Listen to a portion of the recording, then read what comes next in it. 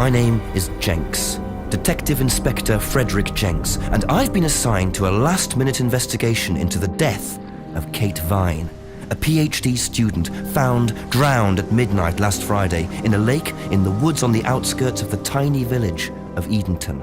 I have until first thing tomorrow morning to decide whether her death was a simple accident or whether this was murder. Kate Vine appeared to the world to be a bright, confident, fun-loving PhD student with everything to live for. However, a history of depression and alcoholism revealed in her medical records suggests that in reality, she had become adept at hiding behind a mask. A lab report indicating a high level of alcohol in her blood, along with the late hour of her death and a lack of witnesses, makes a strong case that this was suicide. But the verdict overlooked some curious details. Why was her driving license found on the opposite side of the lake in which she drowned? Also, there were traces of morphine in Kate's system. Where did she get it? Kate was known to be a free spirit with a nihilistic love of danger, which may, in part, have something to do with a business course called Atlas, which Kate had joined and which she had been attending on the night of her death. Based in a large, stately home on the outskirts of the village, the exclusive Atlas is run by father and son team, Paul and Ryan Rand. Both were interviewed following Kate's death, but neither claimed to have seen Kate after the meeting, and both were understandably eager to distance themselves and Atlas from the tragedy. This isn't the first time that Atlas has been investigated. Atlas and their questionable methods, which many have suggested border on mind control. Ryan is married to Rebecca, landlady of Edenton's village pub, the George and Dragon. As yet, she hasn't been interviewed, though it's likely Kate visited the pub on more than one occasion. One of Kate's friends was Emma Bowman, who lives at Eden Lodge on the road leading out of Edenton Village. Emma was also doing a PhD at the same university, but didn't attend Atlas. Interviewed after Kate's death, Emma seemed shocked and upset, insisting she hadn't seen Kate that night. However, it turned out her boyfriend had. Simon Thompson met Emma at university. After completing his degree around 18 months ago, he went to work at a shop in the neighbouring village. He started at the Atlas course a few months ago. Simon insisted that he didn't see Kate after the meeting, but the sergeant interviewing him noted he seemed oddly unmoved by her death, which makes him the first person I want to see tonight. It's time for some answers.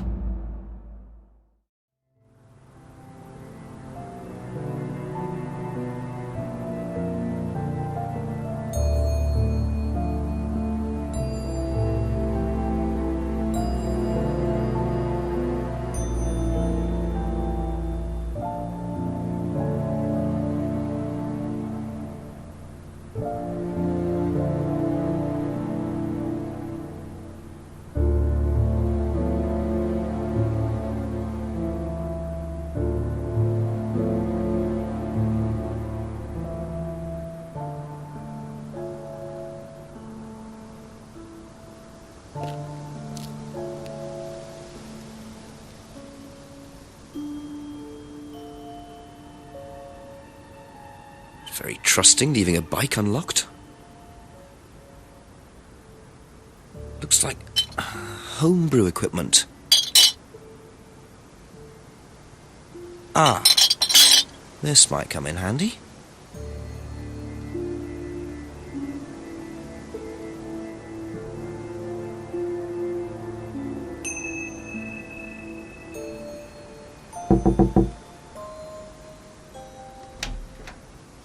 Is it Simon? Yeah.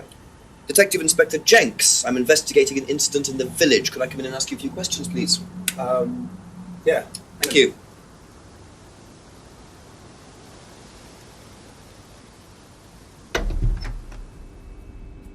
We can just go through here if you want. Emma's working in the front room. Hi. This is Inspector James. Jenks. What's all this about? There was a death in the village. Kate Vine, I believe you both knew her. Yeah. Do you need to speak to both of us? I'll just speak to Simon first, if that's okay.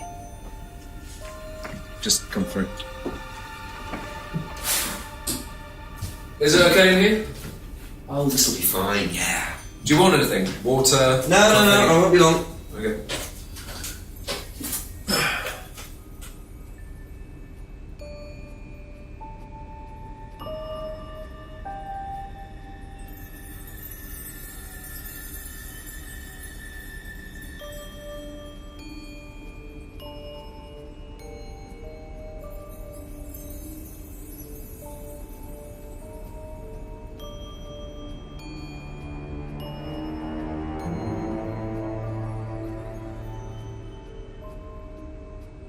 When was the last time you saw Kate Vine?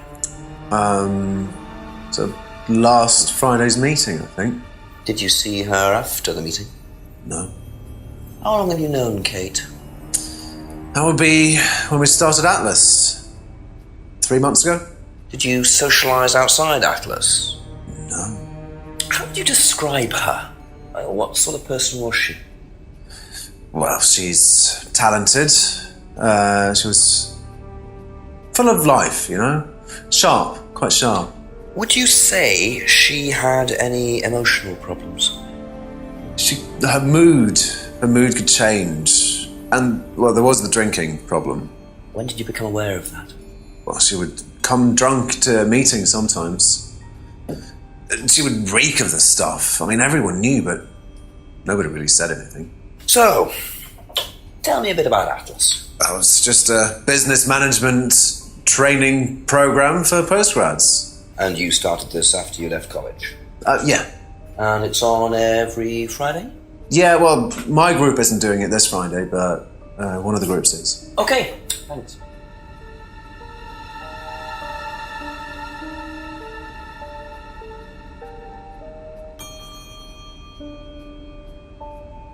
Did you know whether Kate had lost this or not?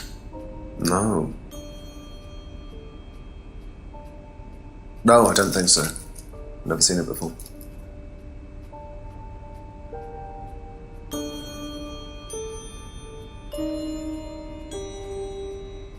Whose was the bike outside? Oh, that's my cousin's. He lent me it.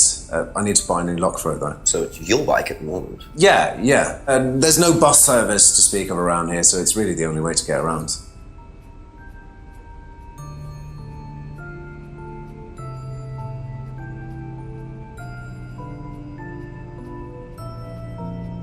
I noticed a lot of bottles outside. Are they yours? Yeah, I make homebrew. For yourself? Well, no, I give it out to my friends and stuff. I tried selling it at first, but I didn't have any takers, except for James over at Farmhouse. I used to trade it to him for herbs and stuff. Do you see James a lot? No, not really.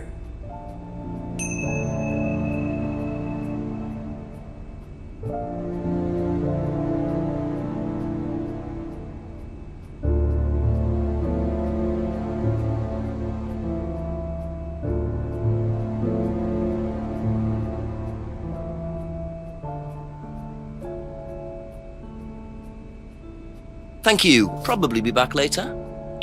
Don't worry, it's only a few questions. Yeah.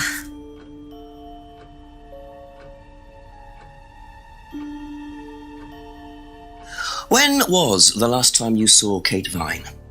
It was last Thursday in the college library.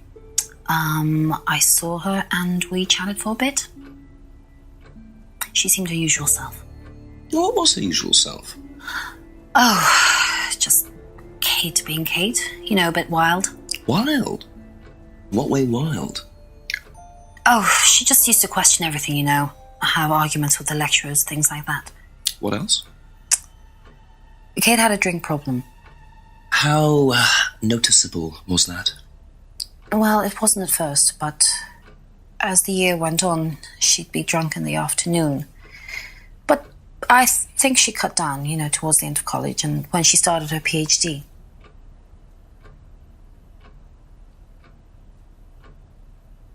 Did you know whether Kate had lost this or not? I don't know, but I don't think so. Okay.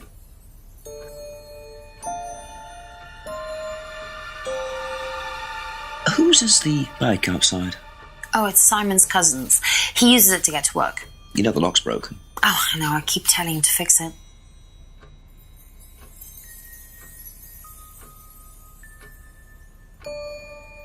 What's the stack of bottles outside?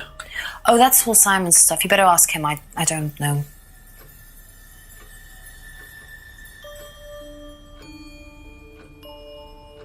Have you ever tried Simon's homebrew? Me? No. I don't like beer. I only drink wine. I can't stand spirits either.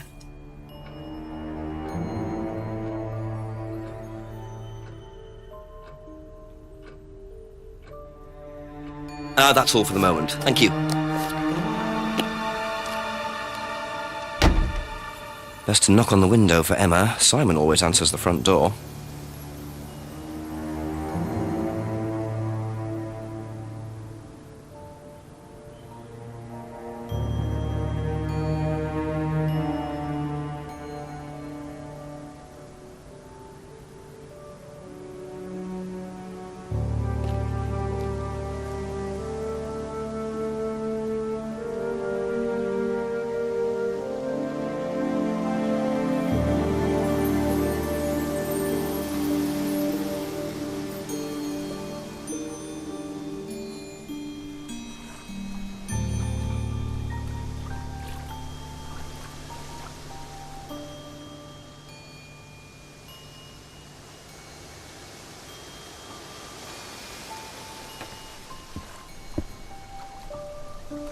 Looks like a piece of jewellery there, stuck between the boards. Well and truly wedged in.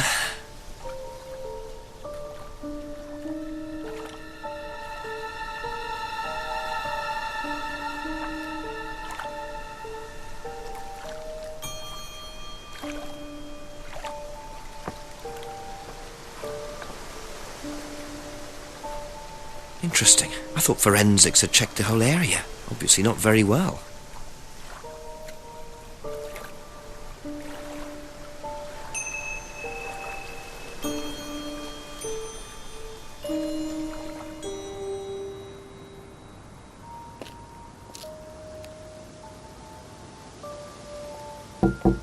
A few more questions, if you don't mind.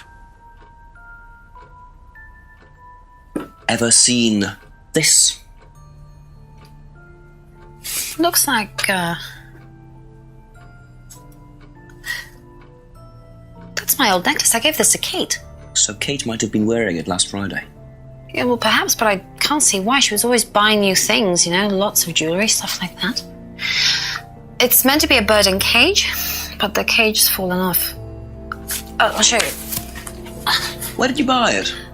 I didn't. Some wanted present. Secret admirer. Not so secret. I see. That's how it should have looked. It's called a freedom necklace. Do you mind if I keep this? No, not at all.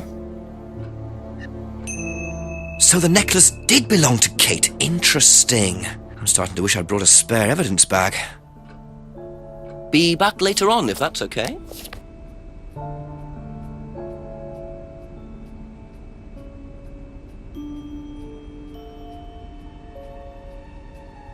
You know what this is? Yeah, I think Emma had one like it. Actually, you know what? Kate had one. I remember because I asked her about it one night when we were all out drinking in college. I was probably pretty drunk. That's what college is all about.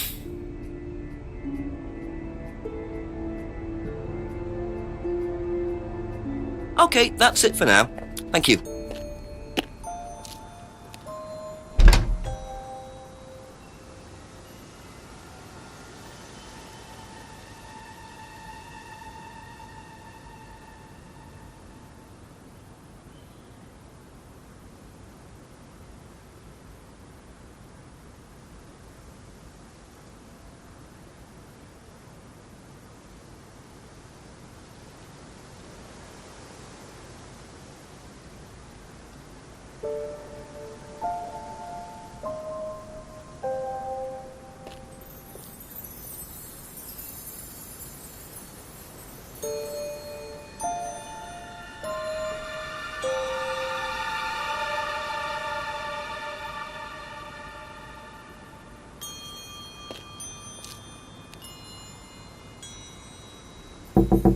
A few more questions, if you don't mind.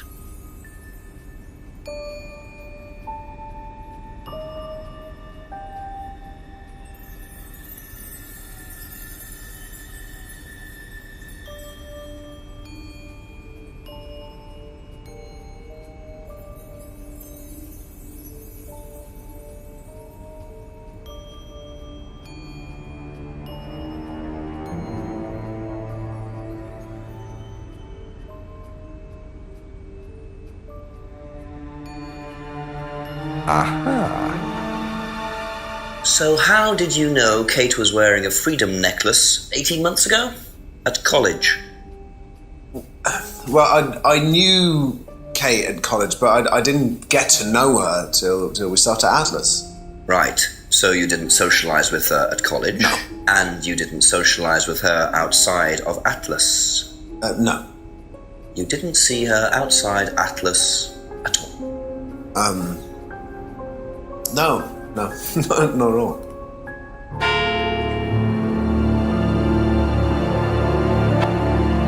So Simon did know Kate at college, but why would he lie about that? Maybe he knows Kate better than he's willing to admit. 6 o'clock. I wonder if Rebecca's working in the pub tonight.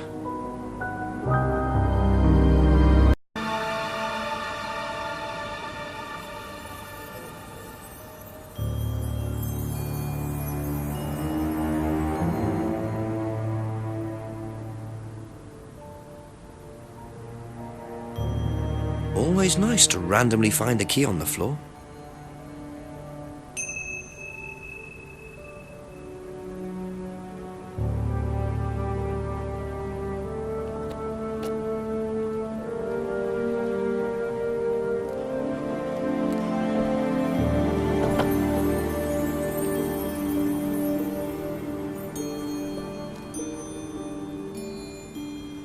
A broken window. Recently smashed by the look of it. Might have to ask about that.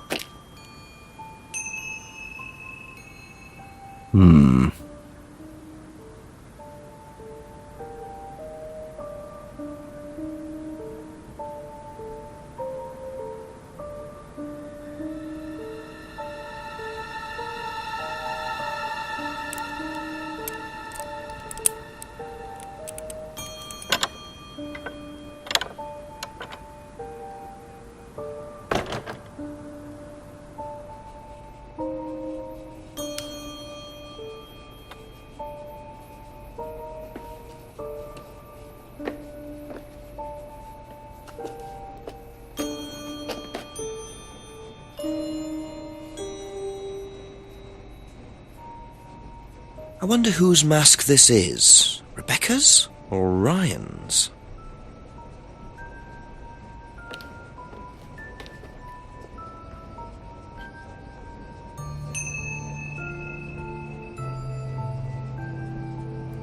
Just looks like junk, but it's too dark to tell.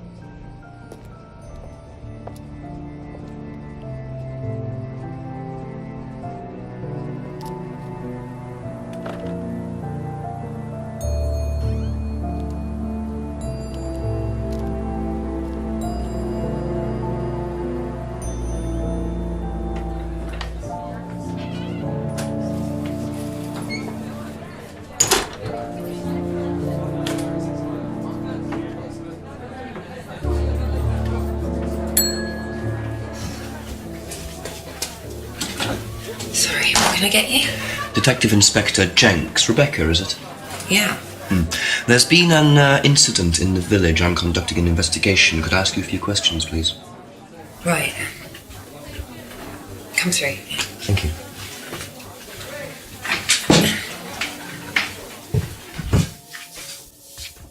What's it about? There's been an unexplained death locally. Not sure if you've heard. The student? Yes. Yes, it was dreadful news. You're married to Ryan, one of the Atlas leaders, yes? I suppose I am, yes. Well, I just wanted to ask a few questions about Kate and Atlas, if that's okay. I don't know if I'll be able to answer any of them, but sure.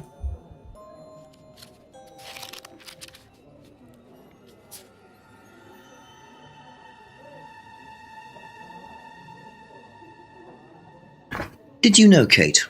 Not very well. She came in a few times, but she was quite a moody person. You could tell she had problems. When was the last time you saw her? Friday. She popped in for a minute. And when was that? 7-ish. Was she on her own? I didn't see who she was with. She put £20 on the bar and then left. What was that for? A breakage, presumably. £20? Just for a beer glass? Well, she was very drunk. She just put it on the bar and then walked out. Was there a broken glass? Not that I noticed. but she was a strange girl.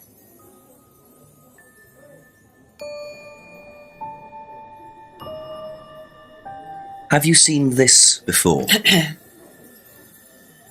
No, sorry. So you didn't know if Kate had lost it? No idea.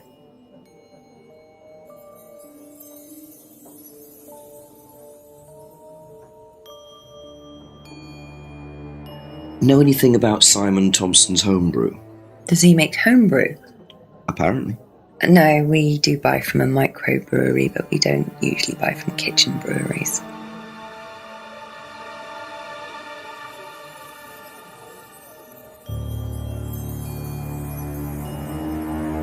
Do you recognise this?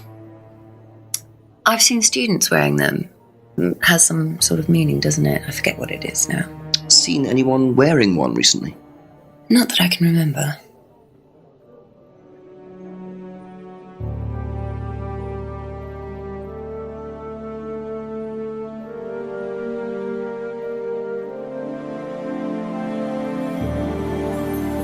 How did the window get broken out round the back? I don't actually know. Someone said 2 girls were arguing outside. I found out after they'd gone. And when was this? Last Friday, just after we opened, about 6:30. I taped over it until I can get it fixed. We don't want people getting cut and suing us. Does that sort of thing happen a lot? Arguments? No, not really. I'm quite strict when it comes to borrowing clients I don't think are suitable.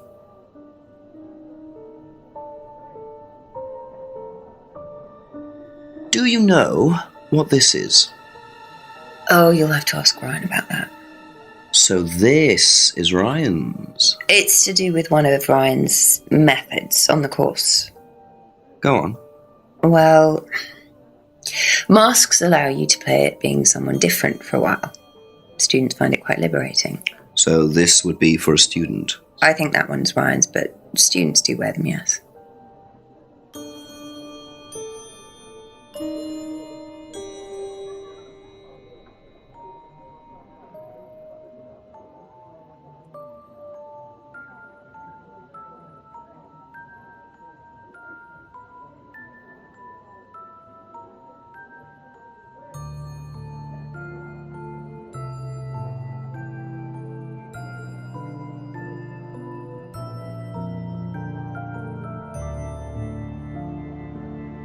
Aha. So, you said Kate gave you £20 for a breakage, but you didn't have a breakage. That's right. Do you think the payment could have been for the broken window? Could it have been Kate who was arguing? Well, I suppose it could have been, yeah. Could have been Kate, you're probably right, yeah. But you don't know who she was arguing with? No, I'm not sure. I'll ask around. Realising Kate had broken the window, Rebecca really should have worked that out before now, unless she did. But why would she lie about that? Thank you. Probably be back later.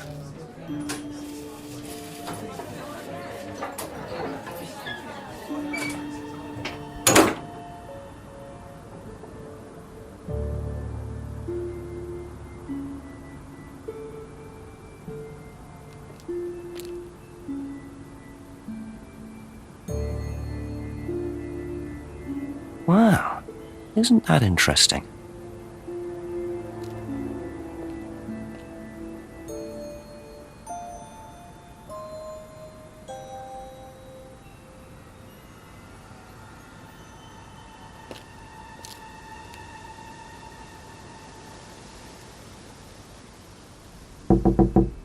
A few more questions, if you don't mind.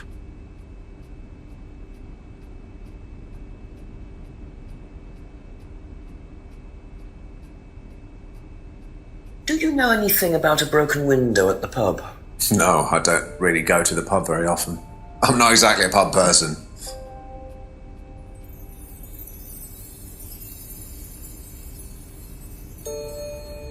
Have a look at this. Know anything about that? I haven't seen this one, but it looks a lot like an Atlas mask. We use them for some of the workshops and stuff. Really? Well, you you have to say something boastful or arrogant. You do it first without the mask, and then you say it with a mask. And the point is? Well, it's easier when you have the mask on, isn't it? People are not as afraid to be free about themselves, you know? What did you find out about Atlas? Well, it was advertised. Actually, I think I've still got the... This is the advert that was at my college. To be honest, I've learned more in 3 months at Atlas than I did in 3 years at business school. Can I keep that? Yeah, go for it. I suppose that might be useful as a conversational starter. Know anything about an argument at the pub last Friday? No, I didn't go to the pub last Friday. What did you do after the corpse? Just went home. Came here. Just came straight back.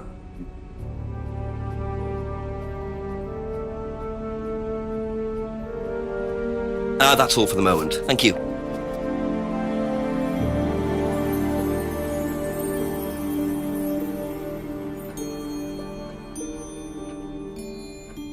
Know anything about a broken window at the pub round the back?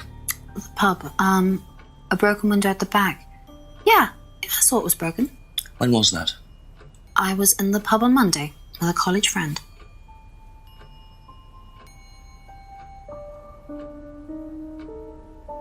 Ever seen this before? Nope, I haven't, sorry. I think I'd have remembered it.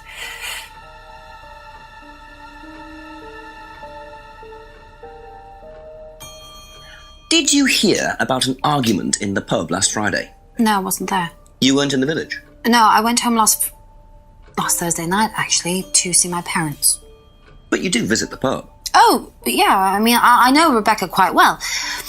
We all went there quite a bit after college.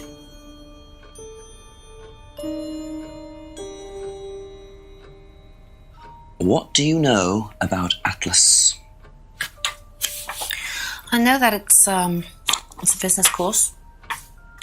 I went with Simon when he first went, but it wasn't really my thing. How often did you go? Just the once. And you decided it wasn't for you? Yeah, I'd been to something similar, so decided it wasn't for me. Be back later on, if that's okay.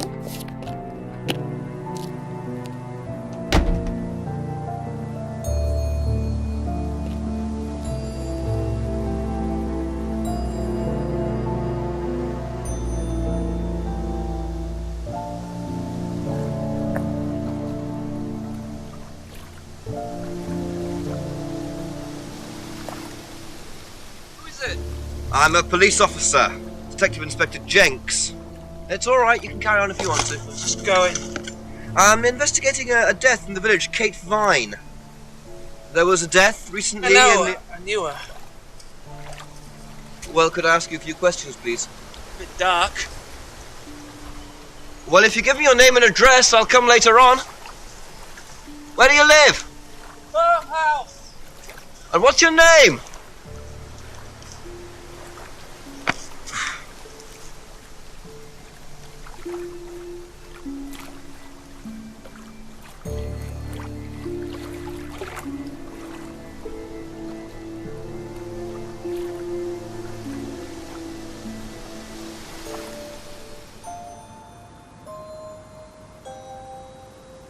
According to the map, Abbey Farm is across the road there.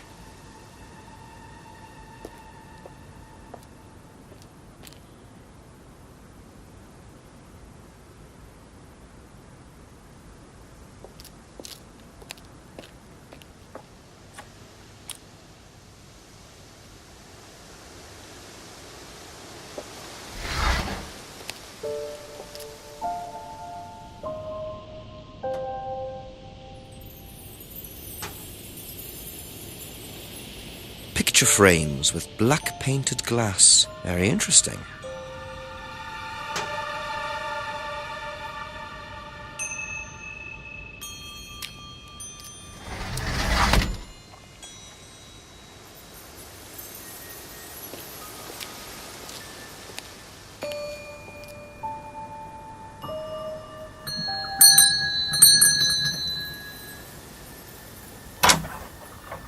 Could I ask you a few more questions, please? Didn't take you long. Haven't got much time. Just close the doors, shall I? Where do you want to sit? Oh, anywhere's fine. I didn't quite catch your name. James, sit there. Thank you, James. Why are you asking me about Kate Vine? Routine. You know Simon, don't you? Thompson. Why? What did he say? That you all went to college together, you and Kate. Is that right? Might have done. Right. Good enough.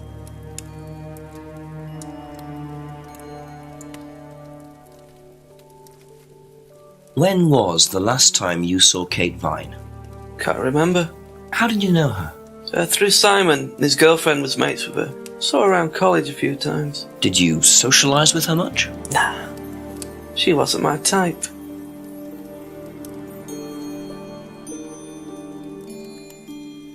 Did you know whether Kate had lost this or not? No idea.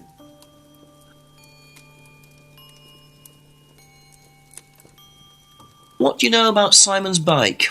What bike? You haven't seen him on a bike. I haven't seen him. When was the last time you saw him? About a month ago.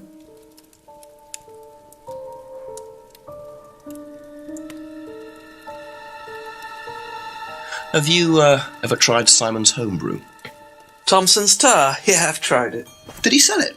Well, not to me, not for money anyway. We used to trade stuff. What did you trade? I make a nice herbal tea as it happens. Him and his girlfriend were into it.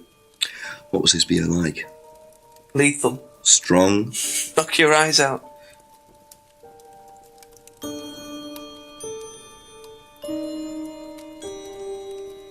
Ever seen one of these before? Freedom necklace. Don't think so.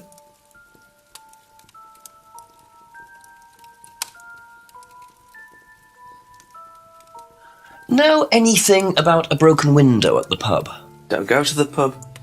You've never been to the pub. Didn't say that. Been to the pub, but not for about 2 months, 3 months.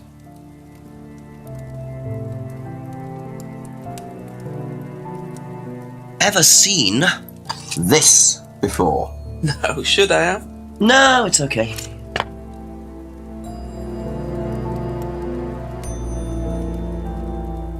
Know anything about an argument at the pub last Friday? No.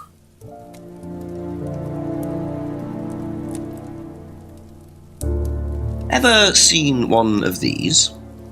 Seen them around college. What do you know about it? Not much. It's a business course. Ask Simon, he's on it. You wouldn't be interested in that sort of thing. And you haven't discussed it with Simon? Not really. Business doesn't interest me.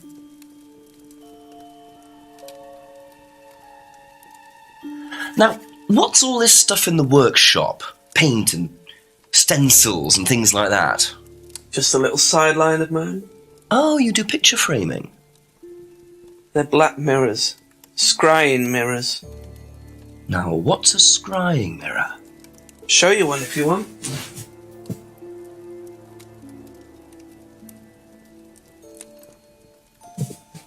Scrying goes back centuries. The ancient Persians did it.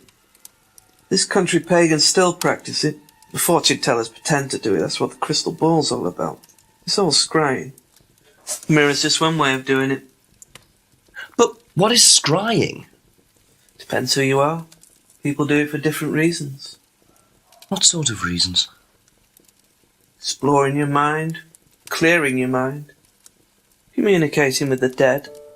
Is that what you use them for, James? Communicating with the dead? And they make them for other people these days. And there's a market for these, is there? Lots of people want to talk to the dead, even if they don't believe in it. Do you make a profit on them? I don't do it for the money. How very charitable of you. Can I keep this? Keep it. Thank you. Black mirrors and hookah pipes. I wonder what else James is into.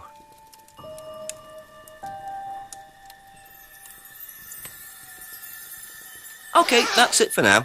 Thank you.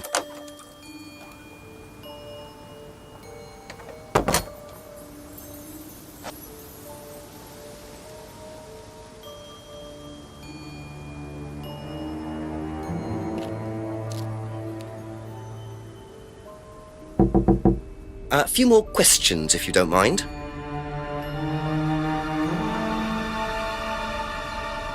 Ever seen one of these? Yeah, that's one of James's. He's into like New Age stuff, mysticism, magic spells, that sort of thing. He's nuts, though. I mean, he thinks the government are tracking him or something. Why would you think that? Well, I don't know. You'd have to ask him.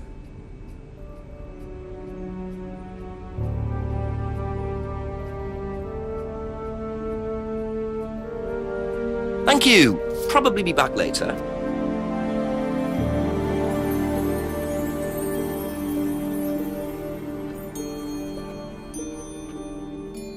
Have you seen one of these before? Is that from James? Now, what do you know about James?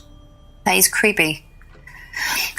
He was selling them last Friday at the market. There's a market every week type thing. And I usually go there for lunch. So you wouldn't buy one of these? No, I wouldn't. But Kate would. Was she into this sort of thing? No, I don't think so. She bought one, and I went round to her flat to try it out. You're meant to see ghosts or spirits or something. It doesn't work. How do you use it? You're just meant to stare into it. Shall I show you? Go ahead. Okay, so you just stare like this, and then you see. See what? Sorry. Look, you're meant to see a ghost or something. Look, it doesn't work. Didn't work, so.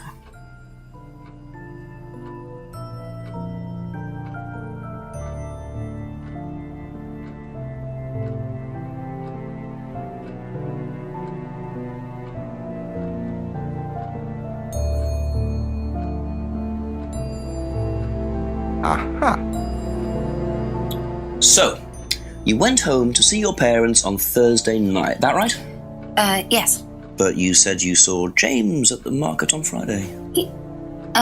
No, I went to see my parents on Friday night. What time did you go on Friday? 8 or 9. And you didn't see Kate at all on Friday? No. You're not a very good liar, Emma. Okay. I saw Kate. Where? At the pub. We were arguing. Go on. What were you arguing about? I'd lent her £50 because she was desperate, and we were just arguing. It didn't really bother me. She just didn't have it. And Kate broke the window? Yes. She did things like that when she was angry. Smash things? Yes. So it was Emma arguing with Kate. But why didn't she want to admit it? In case it gave her a motive? Or something else?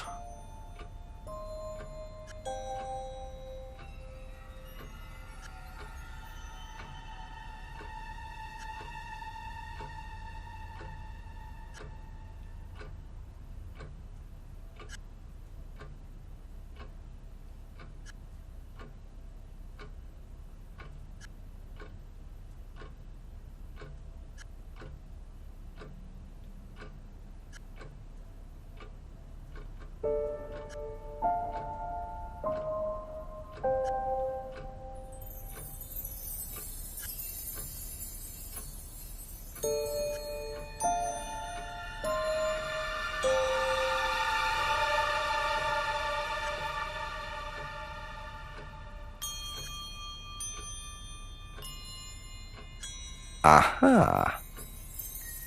So you lent money to Kate because she was desperate, but she bought loads of jewellery and things. So why were you lending her money? Well, no, it's because,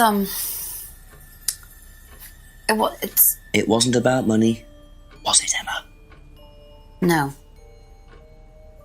Go on. What was it really about? We were arguing because she was going to blackmail Ryan, the guy from Atlas, over an affair he was having, and then tell his wife if he didn't give her the money.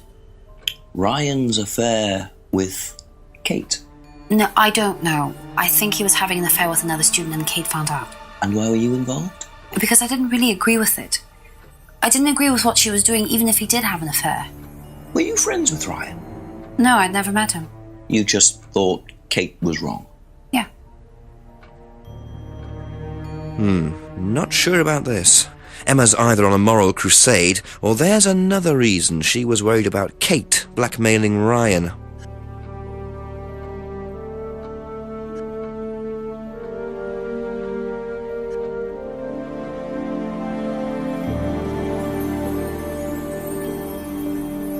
Aha! You said you went to an Atlas meeting with Simon. Yes. That's interesting, because I happen to know that Ryan is the main lecturer at Atlas. But you say you never met him. Why did you say you don't know him? Okay, I need to tell you something. I just need to make sure Simon doesn't find out. I won't be telling Simon anything he doesn't have to hear. And you can't tell Rebecca either. Go on. Okay, so the affair that happened was between Ryan and I. I was having the affair, and Kate knew. So Kate was blackmailing both of you? No, she didn't care about me. It was part of the course, you see, having to take all these risks. She thought it was funny to turn her back on Ryan. She thought I wouldn't care. But you did. Yes, I was already with Simon when Ryan and I... and I didn't want Simon finding out, and Kate thought that he wouldn't, but I didn't want her risking it. And then if Rebecca found out, then Simon would definitely have found out, and then it would have blown up and it would have just been a big mess. And so you just argued and... what?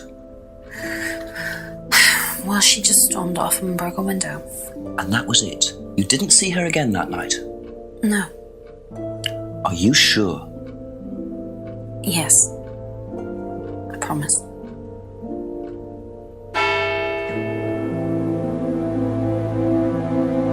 Seven o'clock. So, Ryan's a bit of Lothario, is he? I think it's time I met this Ryan Rand face to face.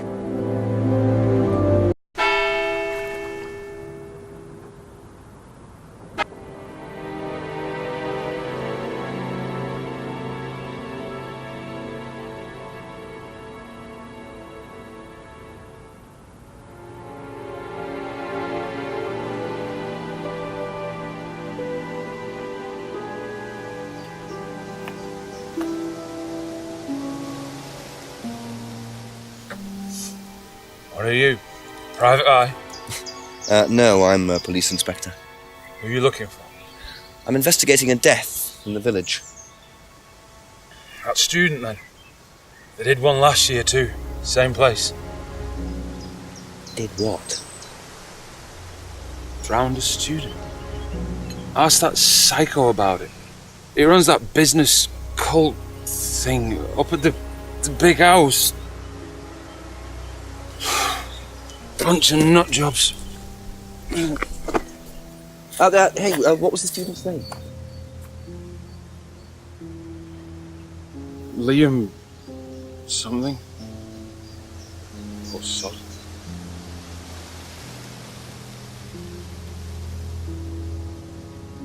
Atlas's reputation precedes them.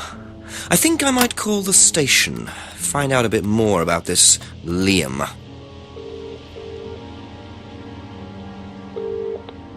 Hello, DCI Jones speaking. Mike, it's Jenks. Ah, Jenks, I thought you'd clocked off tonight. Yeah, the chief's put me on a case tonight, the Edenton girl. Friday night, you poor sod. I thought that was sorted out anyway. I wish it was. Listen, are you near a computer? I can be. Yeah, go on. Do you know anything about a death last year? Someone called Liam in Edenton Village? Don't remember it. Hang on, let's have a look. Edenton Village. Yeah, Liam Rogers. Says suicide last year. Suicide? Hang on, 2 suicides in 2 years, both on Edenton. Blimey, you've got your work cut out, Jenksy. Yeah, don't I know it. Right, well, good luck with that and see you Monday. Thanks, Mike.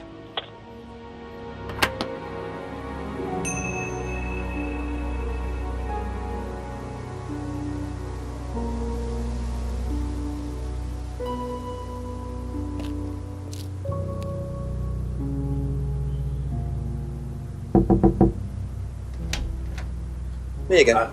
Come on. Thank you.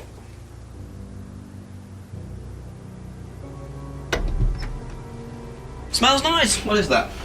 Chili pork. I have no idea you're a cook. Oh, no, I used to be more into it. No, I don't do it so much. Used to grow my own herbs and everything. Oh, here? No, at the farmhouse where I used to live. Oh, where was that? That's where James lives. Yeah, we used to share a house together. The farmer used to let us use a corner of his greenhouse to grow stuff. I didn't know you knew James that well. Well, didn't really get on. Where are the greenhouses? Well, it's just through the farmyard at the back. Interesting.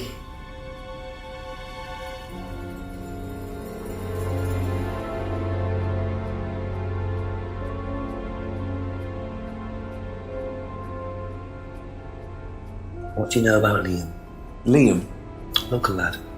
Took his life. Oh, that Liam! Yeah, I heard about him. But you didn't know him?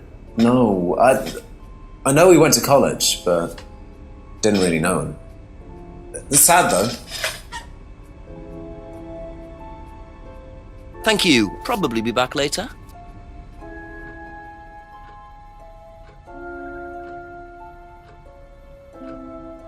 What do you know about a student called Liam? Committed suicide last year. Only that I didn't know him really well.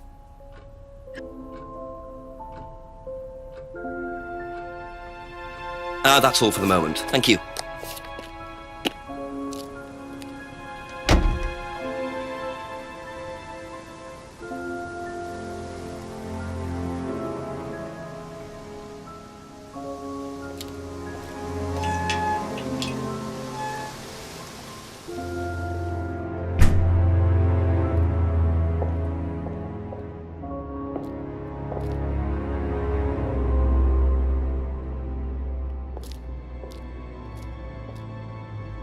Ryan was interviewed in the lounge, according to the report. That must be his office.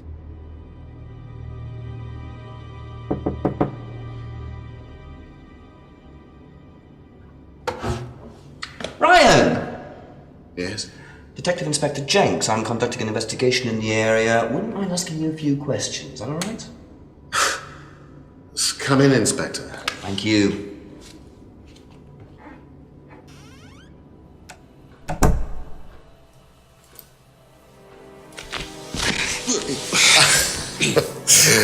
Drink, Inspector. I'd better not, eh? So you wanted to speak to me? I believe that Kate Vine was a student at Atlas. Kate Vine? Well, yes, she was. All of this has been thoroughly investigated, Inspector. It was suicide. Well, we have reason to believe there may be rather more to it than that. Really? Well, then, in that case, I'd be prepared to assist in any way possible. Thank you. Pleasure.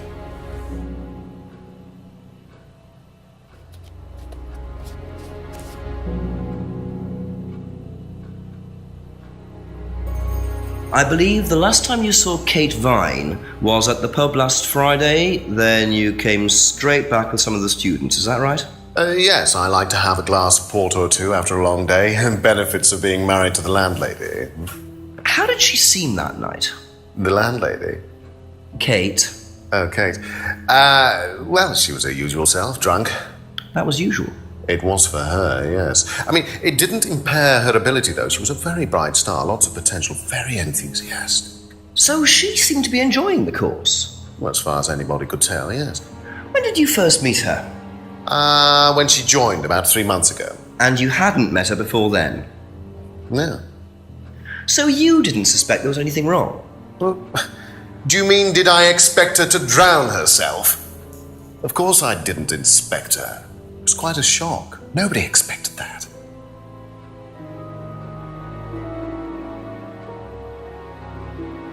Have you seen this before?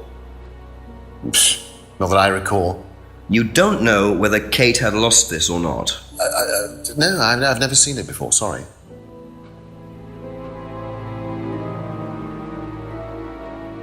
Does Simon Thompson ride a bike, do you know?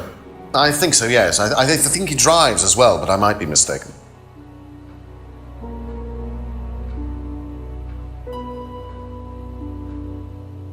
Have you tried Simon's homebrew? Does he make homebrew? No, I haven't had the pleasure, sorry.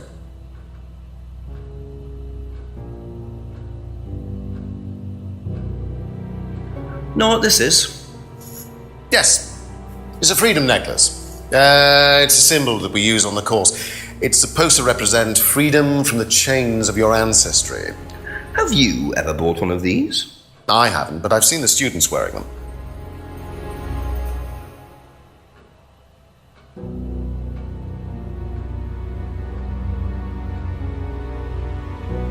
What do you know about the broken window at the back of the pub? Oh, Rebecca told me about it. I don't know how it got smashed, though. I told her to tape over it. We can't have anybody cutting themselves. You have to be very health and safety conscious these days.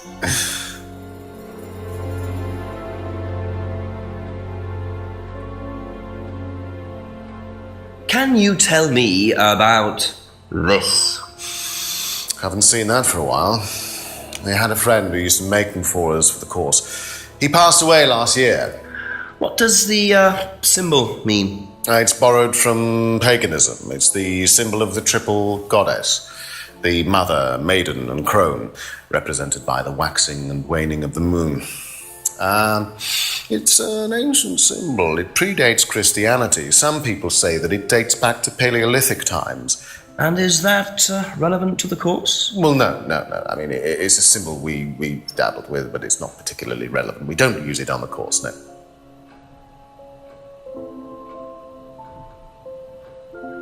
Do you know anything about an argument in the pub last Friday? What time? I believe it wasn't long after the pub opened. No. I usually leave for the manor house about 6. I start preparations around 6:30. I like to get a head start.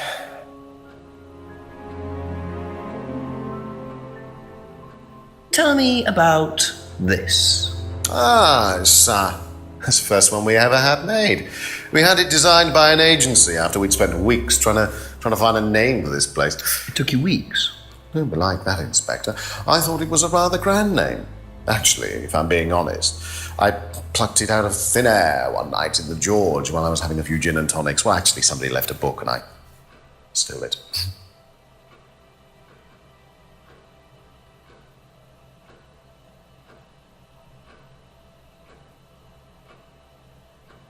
Have you seen one of these before?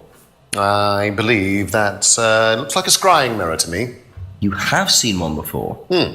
Well, I used to have one myself, actually, along with lots of other bits and pieces of that nature. Silly things, you know. Really? Yes, when I was in my teenage years, I had quite an obsession with that kind of thing. I was a very somber child, and well, not that you could tell, always playing fantasy games, reading books about that kind of malarkey, you know. What sort of books did you read? Well, books on black magic, not the chocolates, witchcraft, satanic rituals, that kind of thing. I grew out of it, of course. But you're not into that sort of thing now. Of course I'm not. I don't need to believe in the supernatural, Inspector. The natural world is far more interesting. Don't you think so?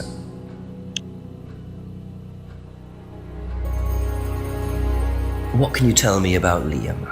Oh, Liam. You mean the boy who committed... Very unfortunate, isn't it? Did you know him? Oh, yes. Well, I say know him. I met him in the pub. Seemed very happy sort of person. Well, I say he seemed happy. He can't have been, can he?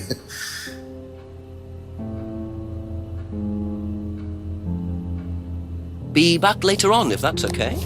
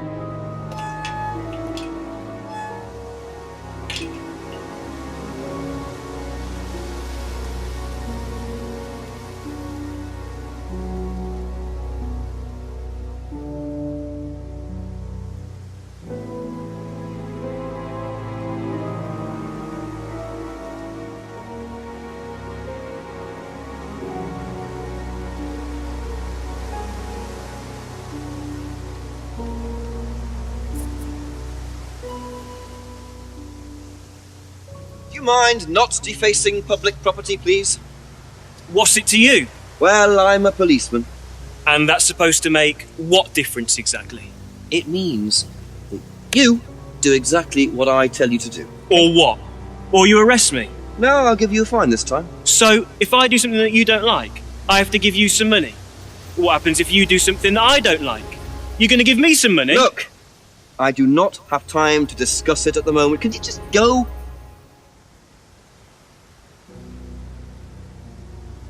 Pathetic.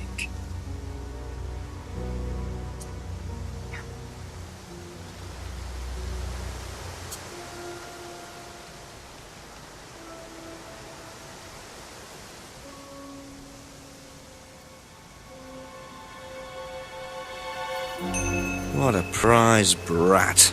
But why would he carve that into a tree? Either he's a die-hard rock fan, or there's more to that symbol than meets the eye.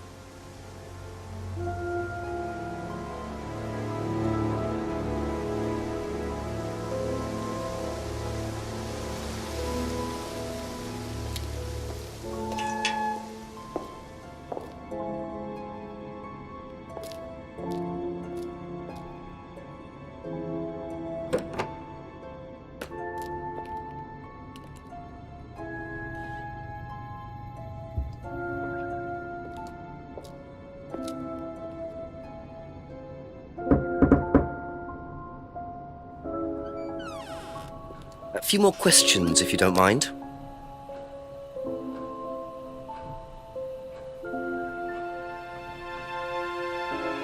If I did this, would that mean anything to you? It's a devil sign, isn't it? Is that what you're getting at, Inspector?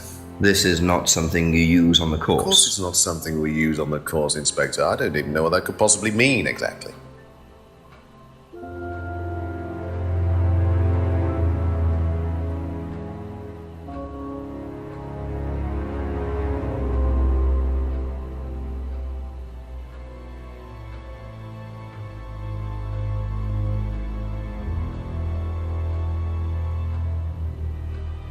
Okay, that's it for now. Thank you.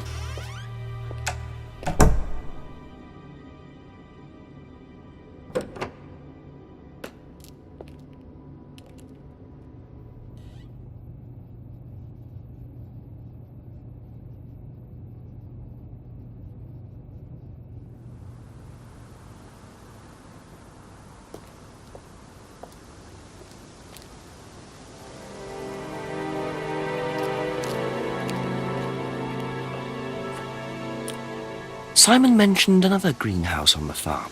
Must be up the hill over there.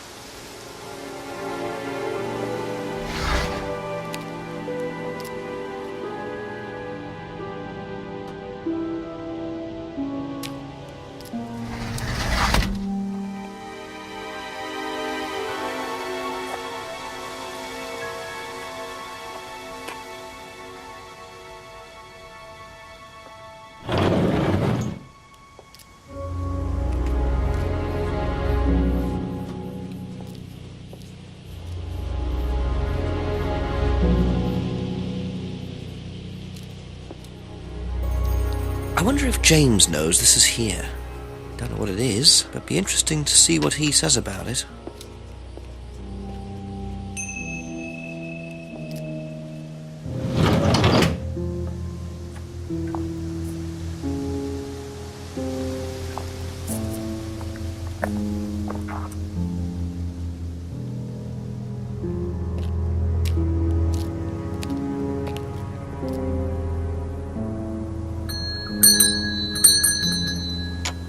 A few more questions, if you don't mind.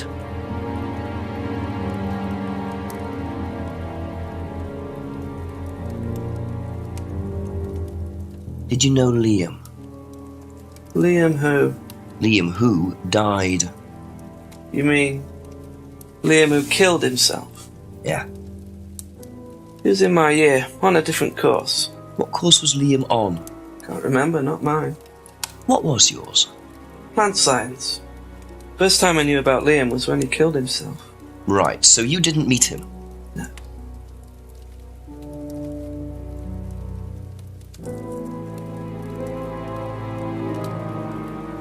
If I did that, would it mean anything to you? Yeah. It's a Satanism symbol. Satanists use it. Have you ever seen anyone using it? Lots of people. Politicians, presidents, CEOs. Have you ever seen anyone local using it? Not that I remember.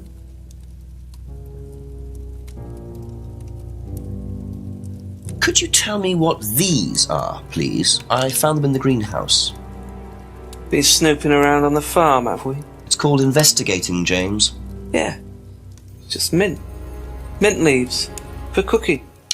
Yeah, I heard you were a bit of a budding chef. Dabble a bit. Won a few competitions. Very impressive.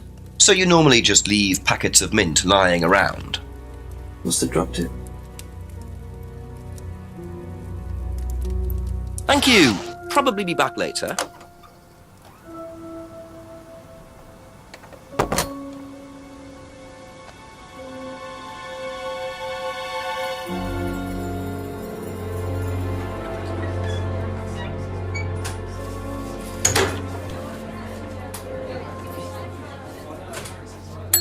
Couple more questions, if that's okay. Do you know what these are? Ah, magic mint. Where did you find this? Magic mint. Salvia divinorum. I used to grow it years ago. It makes you trip. In what way? It's a hallucinogenic and legal. Quite a dangerous combination, really. Do you use it? Me? No. No, I don't even take medicines. I like to stay pure. I didn't expect Rebecca to know about growing drugs. I know she claims not to use them herself, but I'm not so sure. If I did this, would that mean anything to you? Why, is it meant to mean something? No, it's okay. What do you know about Liam? You mean Liam who took his life? He used to play in a band, Black Rock or something? No, Black Stone. Very gothic. I used to let them play in here sometimes at the weekends. They were quite good. Did you know there was anything wrong? I mean, why he might have... No, I didn't know him very well. Thank you. Probably be back later.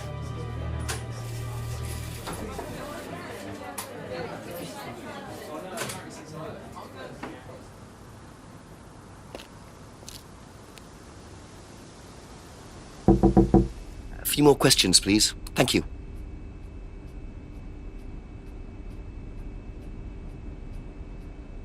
If I did this, would that mean anything to you? Who did you see doing that? Someone in the woods, carving it into a tree. That was Kyle. It's a guy from the course. He's an idiot. And where does he live? I can't remember. Somewhere outside the village?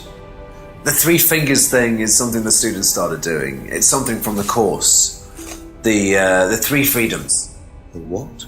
The three freedoms? It's from the course. It's a phrase. Free to be free? Free yourself from the things that are holding you back, right? Things that stop you being successful. What are they? There's fear of failure, guilt, and doubting, self-doubt. You believe that? Yeah. Guilt ruins lives. It stops you looking forward. It serves no practical purpose. It's basically destructive. Right. Free to be free. Not the most original slogan, but I wonder how far this freedom goes.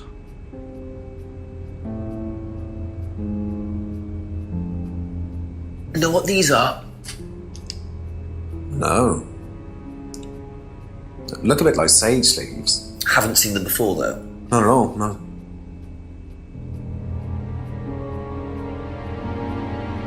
Ever heard of Salvia divinorum? Salvia divinorum?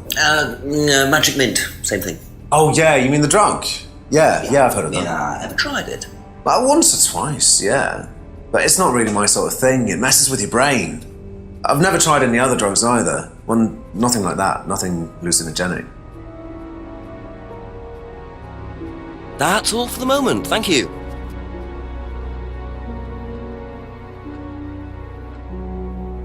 Ever heard of Salvia divinorum? Yeah, I've heard of it. It's a drug, isn't it? Yeah, hallucinogenic drug. Ever tried it?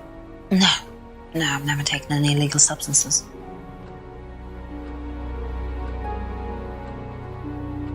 You know what these are, by any chance? No. Sorry. I don't know anything about plants or things like that, but you should ask Rebecca. She used to live on a farm. She'd know.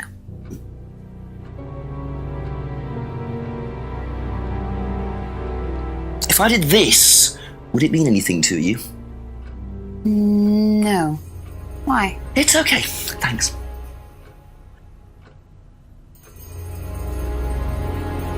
Be back later on, if that's okay.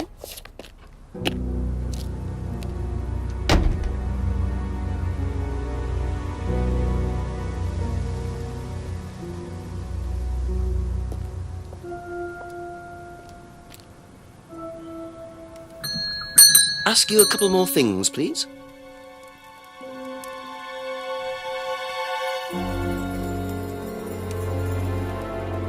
Ever heard of Salvia divinorum, James? Was that skin cream? It's not a skin cream, no. It's a plant. Really? Don't know much about plants. So you've never heard of Salvia? No.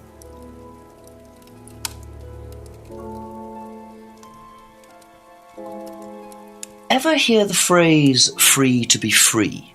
Heard anyone use that? Nah. What is it, a song? No, I don't think so. Doesn't matter.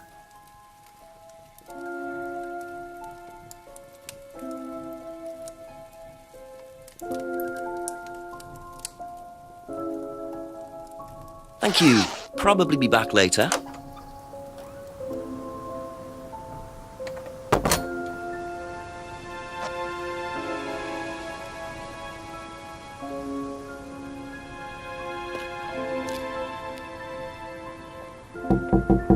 Just a few more questions, if you don't mind.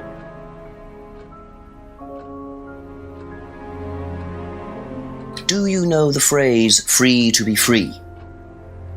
Yeah. It's an Atlas thing.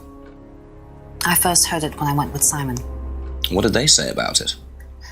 They said that you shouldn't feel guilty if you do something wrong. I don't agree with that. No? No, I think you should feel guilty if you do something wrong. What did Simon think? I don't know, but I don't think he agreed with that either.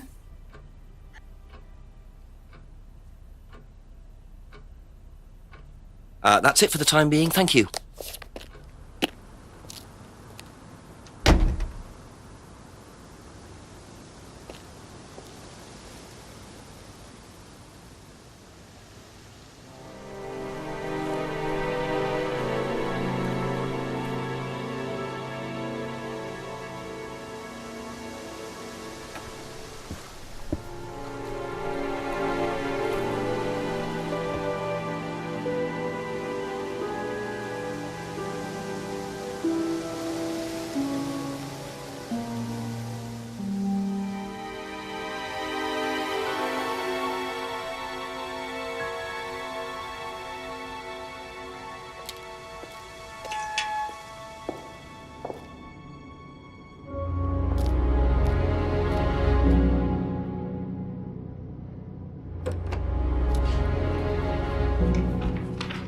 We're just starting a session, do you mind?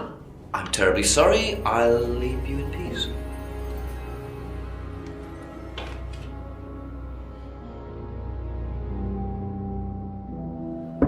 Ask about a few more things, please.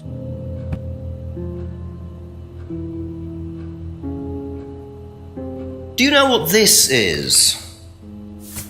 Looks like chopped tea bags to me. What is it? I just thought you might know. I don't know anything about plants, Inspector. What you should do is ask Rebecca. She knows far more about these things than I do.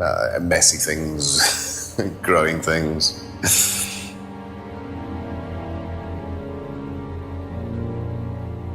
Have you ever heard of Salvia divinorum? No.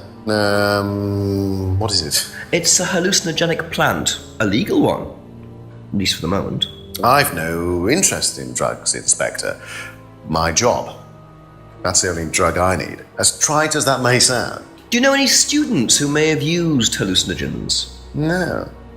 My students aren't interested in that kind of thing. Besides, no one is allowed drugs or alcohol onto the site. I don't think anyone has ever brought drugs to Atlas. Do you have any medicines on site at all? No, we're not allowed, insurance purposes.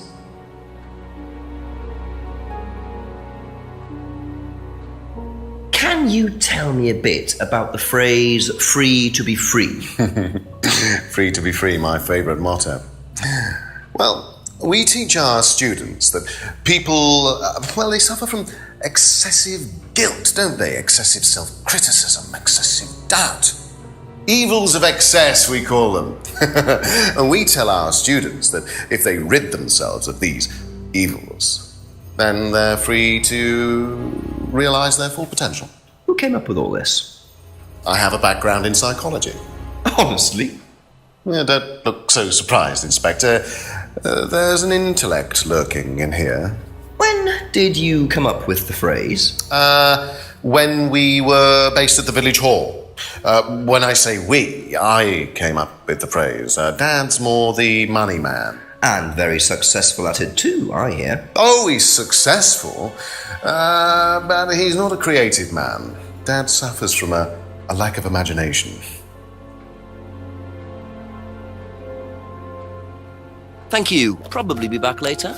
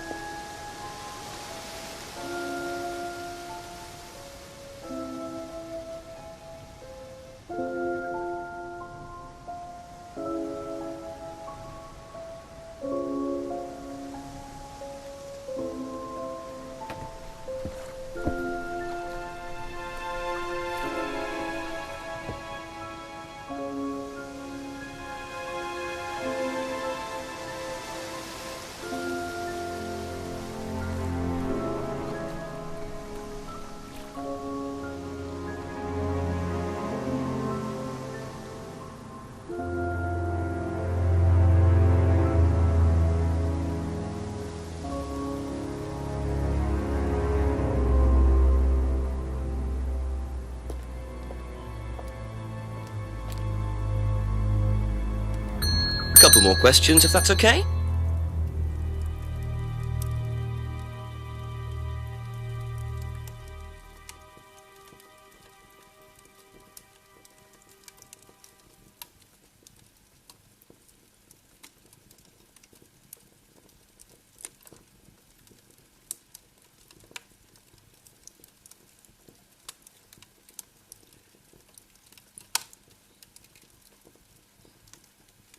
Aha.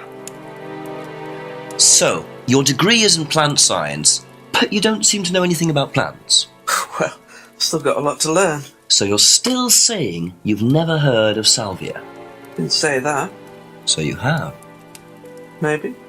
And you do grow it? Yeah, it's legal, why not? What do you do with it? I use it for explorative purposes, meditation. And does this involve anybody else? Why? Do you sell it or give it to anybody else? Sure. Yeah, it's just for me, nobody else. And that's the only drug you grow, is it? Feel free to go and look if you want. It's okay, I'll look later. The only drug he grows? I'm not sure I believe that, James. Then again, would someone growing illegal drugs bother growing a legal one?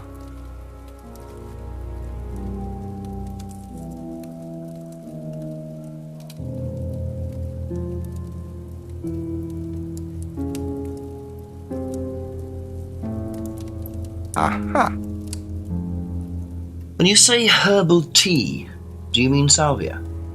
Probably. So you traded salvia tea with Simon for his homebrew. So? So why did you say you didn't give salvia to anybody else? Did you give it to anybody else? How many people did you give it to? Did you give it to Kate? No. How about Liam? I didn't have anything to do with him dying, if that's what you mean. So you did give him salvia? Yes, I gave him salvia because he asked for it, but that's not what killed him. Well, he committed suicide, James, because of psychological issues that probably weren't helped by him trying hallucinogenic drugs. Didn't commit suicide. You don't know anything about him. You don't know what happened. Okay, so what happened then?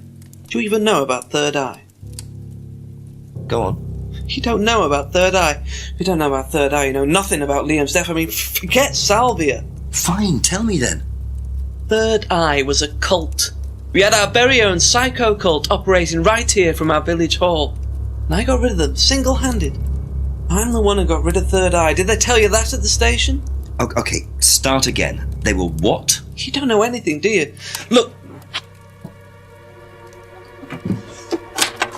They were reeling in students, pretending to be some sort of happy life course, you know. We can make your life better sort of crap. Then they were putting everyone through this brainwashing program to make them compliant. And selling them on. It's all there. What do you mean, selling them on? Selling them. Objects, commodities. To who? To anyone who could afford them. Top politicians, famous celebrities, wealthy businessmen, you name it. What for? You don't get it, do you? Third Eye were making and selling slaves. They were black market slave traders. They were wiping people's personalities using ECT, brainwashing, cocktails of hard drugs, deliberately turning them into perfect slaves. You know how much slaves are worth on the black market these days? No. Millions. And I'm talking per slave. That's why anyone who stood up to them and threatened to go public like Liam was just killed off. They didn't give it down. So you're saying Liam was murdered by Third Eye? Exactly what I'm saying. So I started looking into it. They were all saying it was suicide, but there's no way. So, did you ever actually meet Liam? I found out about him. And how did you find out about all this other stuff? Well, just obvious, you could tell. I met some of the students. You could see straight away there was something wrong. They were like zombies. And I can tell when someone's got ECT damage or when they've been through mind conditioning. It's just obvious. I mean, US military used all these techniques back in the 50s. It's all documented, you can read about it. They showed all the same signs. So, did you ever actually go to a meeting? No, but I knew what went on. How? From what people said who'd been through it. Okay, so do you know anyone I could speak to who did go through it? Well, no. Look, it doesn't matter. Why did they close down if it wasn't true? They just closed down and disappeared overnight after I put all the flyers up. Bit of a coincidence. But that was just after Liam died. Yeah. And do you think that had anything to do with it? Maybe, but it was the flyers that forced them to close. Okay. Do you mind if I keep this? Yeah, you investigate it. It'll all come out. Third Eye definitely killed Liam. Well, that was a lot to take in. Does James really believe all this stuff? This is the first I've heard about Third Eye. Question is, what's their connection with Atlas, if there is one? That's all for the moment. Thank you.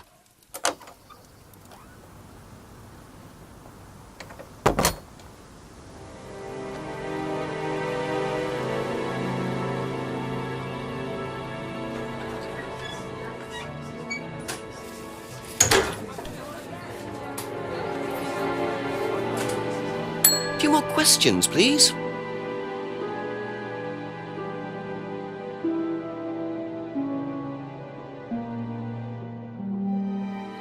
Ever heard the phrase, free to be free? Do you mean the Atlas thing? Yes, I have. Know what it means? It means being free of guilt. What do you think about that? You mean, do I think it's a bad thing? Do you? I mean, surely if you have done something wrong. Oh, but that's the point, Inspector. Most people spend their time feeling guilty over nothing, and that's not a good thing.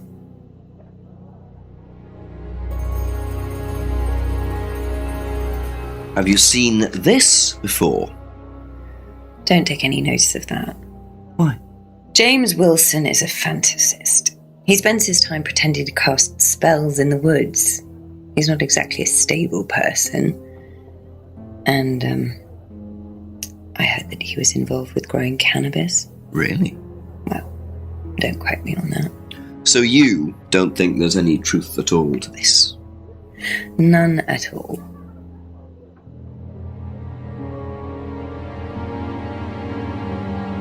Be back later on, if that's okay.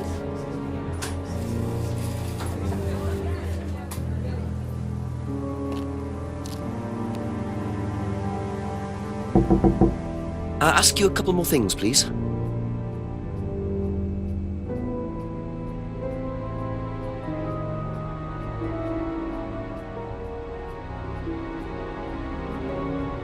Have you seen this before?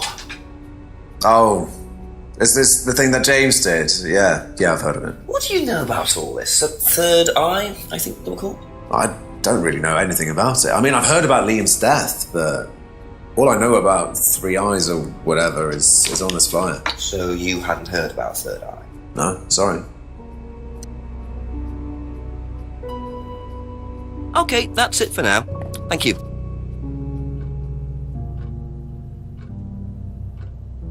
Have you seen this? Yeah. It was all over college last year. James made it. Idiot. So you don't agree with what I'm saying? No, I don't agree with anything James says. He's absolutely crazy. He thinks that the government has been controlled by aliens, that we're all bugged. He's nuts. Thank you. Probably be back later.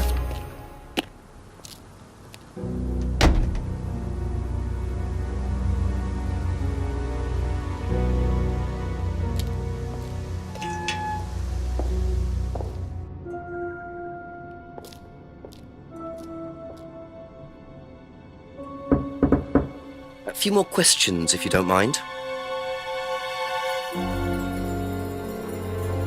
What do you know about this? Not much. So you've never seen this before? You don't know anything about Third Eye? Well, I don't remember seeing it now. You don't recognize any of the symbols on it? No, sorry.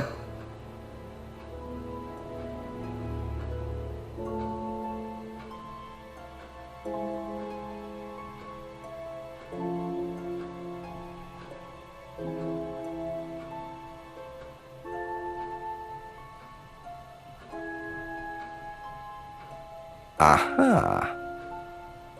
Ryan, you've just told me all about the moon symbols on the mask, then you're claiming you don't know anything about the symbols on the flyer. It's all the same thing. Oh, actually, yes. Sorry, yes, I do remember that.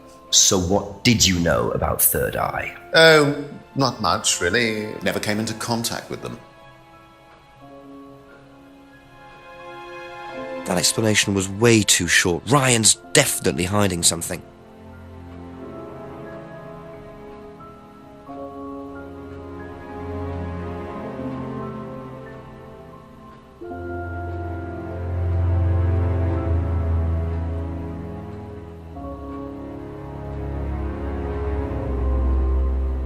Aha.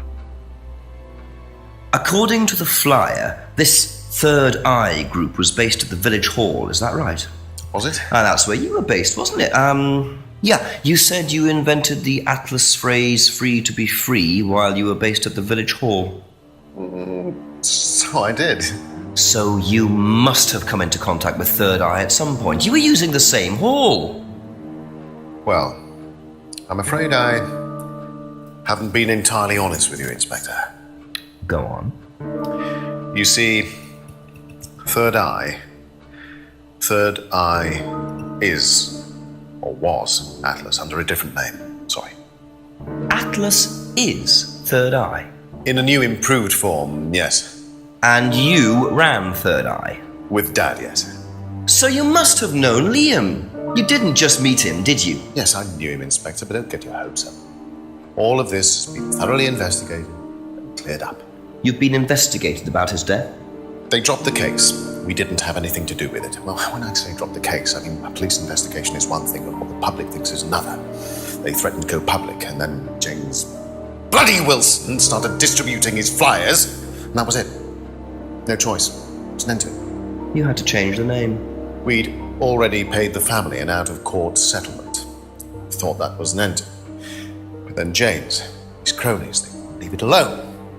So we had to close down. Buy a new place. Rebrand. So eventually, we reopened here. As Atlas. As Atlas. And it worked. Up till now, yes. So you knew James Wilson too? We knew James, but he didn't know us as such. Oh, he was very quick to shoot us down, but he didn't do anything like actually coming to the course to see what he was about. So James wouldn't know that you were now running Atlas. Not unless he came to one of our courses. And how much of all that stuff was true? ECT machines, brainwashing. I'm afraid that exists only exclusively in the mind of Mr. Wilson. All we do is make better business people. We challenge their prejudices and presumptions. Why don't you come along and see for yourself? The course starts in 15 minutes. Excuse me, Inspector. Hello. I can't come back now. Well, you have my car at the moment. All right. All right. See you later. That was Dad. I have to go back.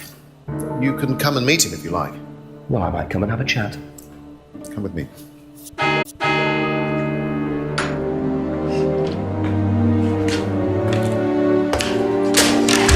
To be perfectly honest, Dad's a great businessman, but he lacks imagination. He does, however, believe in the power of the individual, when taught by the right teacher, of course. Ryan! In here. Just coming. He's through here.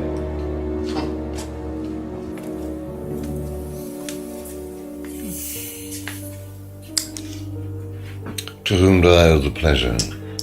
Detective Inspector Jenks. I am investigating a death in the village. I believe you knew Kate Vine. Oh, I thought all this was dealt with, Inspector. You do know that Kate Vine was a gherkin short of a big mad. You do now. Father. You must forgive my son, Inspector. He still can't summon up the courage to come straight to the point. So what do you want to know?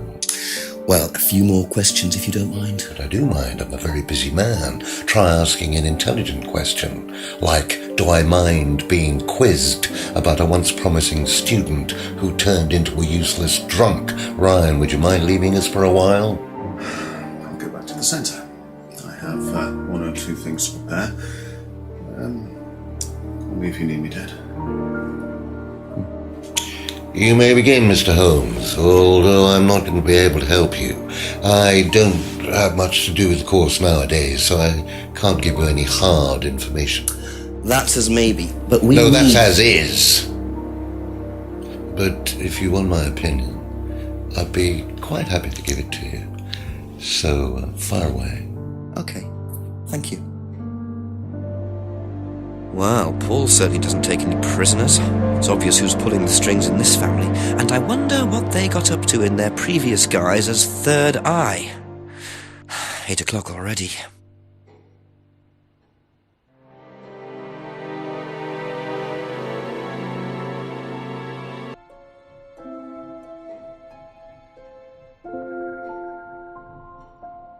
How well did you know Kate? Hardly knew her at all. Met her a few times. At the course, that's about all. So when was the last time you saw her? Last Friday. I just popped out to the course and about 7. Did you speak to her then? It's possible. And how did she seem? Was she happy, sad, preoccupied? She was drunk.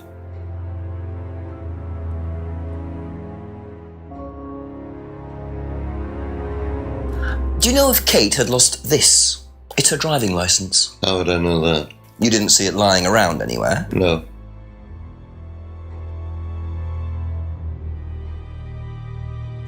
Did you know anything about Simon Thompson's bike? No.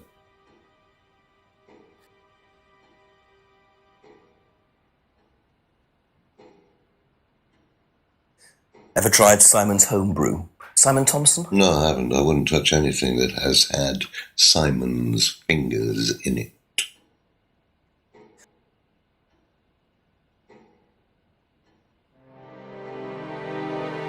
What do you know about this?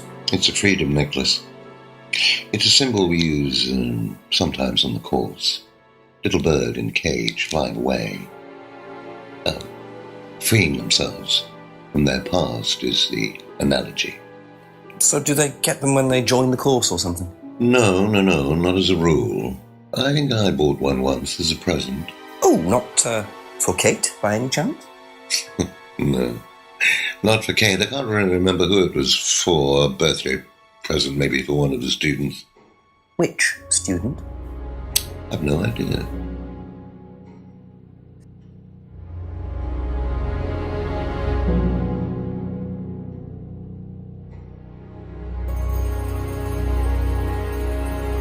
What do you know about this? Looks like a mask. You don't recognize it? Not particularly. Looks like a monarch mask. What's a monarch mask? Monarch is fancy dress outfitters. Ryan goes there sometimes.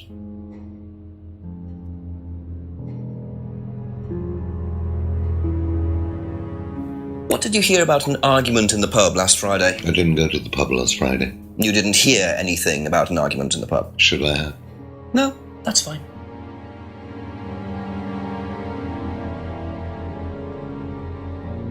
Could you tell me a bit about this?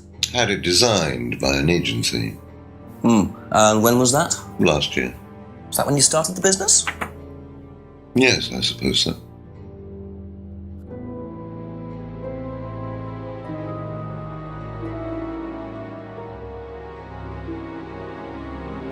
Have you ever seen one of these before? I believe it's a scrying mirror, pagan thing. Ever used one? Why would I use a scrying mirror? So you have no interest at all in this sort of thing? No. Does the Atlas course use them at all? Not at all. Strange question.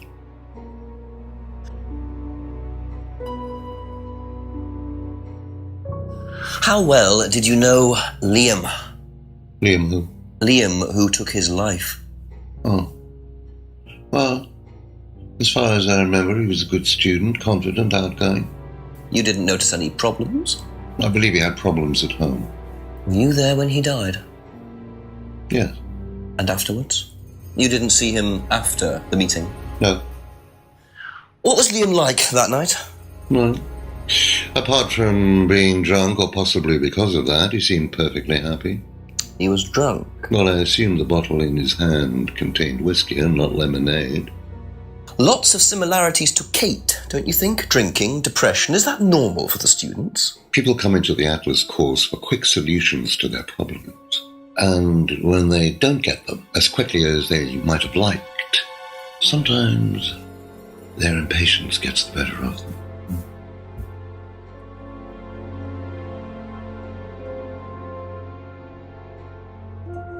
If I did this, would it mean anything to you? I presume you've seen an Atlas student doing that. Ah, so this is an Atlas thing. Well, it wasn't exactly our idea. The students started doing it spontaneously to show commitment to the cause. Cute, really. Which student did you see doing that? I'm not sure, but he was carving it into a tree. I told him to stop. Did you really? Why? Defacing public property.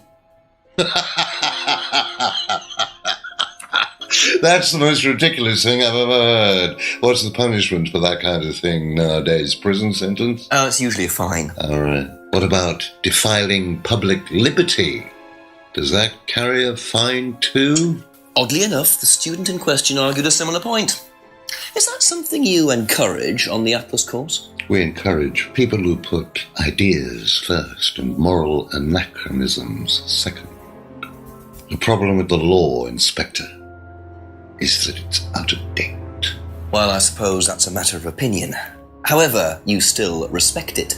Respect it? I abide by it. We all play by the book, Inspector, but that's only because of the threat of possible incarceration.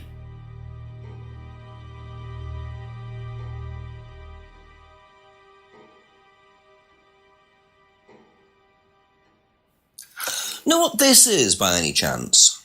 I've no idea. Gardening isn't my kind of thing. Rebecca would probably know. I presume you've met Rebecca. Yes, I'm sure she'd enjoy telling you what it is. She's the kind of woman who likes to feel superior. Would probably marry a millionaire and then decide to run her own pub. Yes, why was that? Well, she isn't exactly housewife material. She likes to be in control, like Wyatt. Shame, isn't it, that I'm in control of both of them?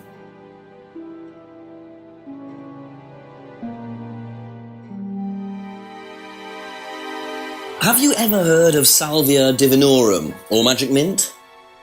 Sounds like it might be a drug. It's a hallucinogenic plant. Legal, as a matter of fact. I'm not a drug taker, Inspector.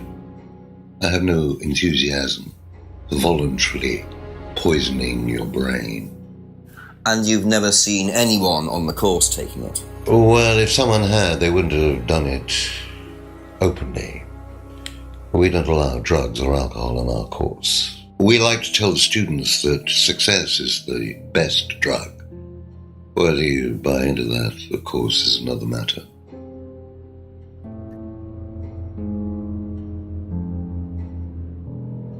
Can you tell me a little about the Atlas phrase, free to be free? Where did you hear that? I was talking to one of your students. It's a little phrase we conjured up to summarize our objectives. What is your objective, if you don't mind me asking? Mine, or do you mean the course's objective? On the course. The objective of the course is to free people from bondage. We teach that most people are crippled by their past, by guilt, their attitudes, their beliefs. All that kind of nonsense. Guilt cripples people. Feeling guilty in business is like a meat eater feeling guilty in an abattoir. Guilt comes from the archaic emotional centers of the brain. It's a vestige of our animal ancestry, that's all. In business, you heed it at your peril. I'm sorry, Inspector, my house appears to be haunted.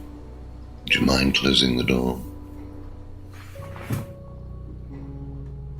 So, you believe that guilt has no place in business? None at all. I have few beliefs, Inspector, but that's one of them. And what if you have done something wrong? Well, that's the whole point. Guilt has nothing to do with it. Interesting opinion.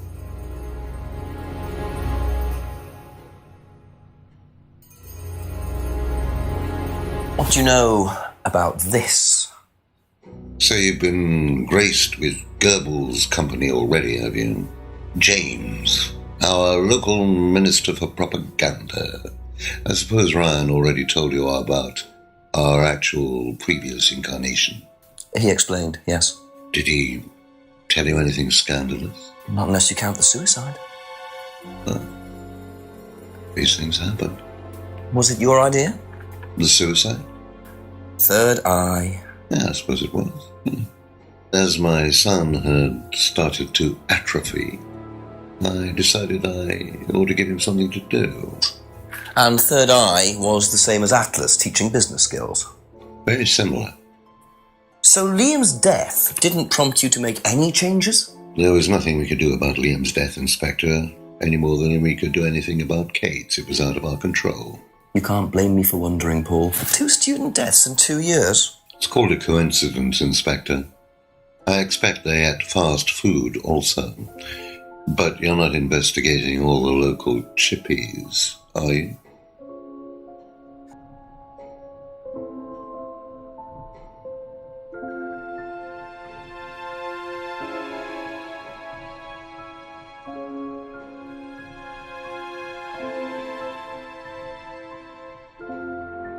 Aha.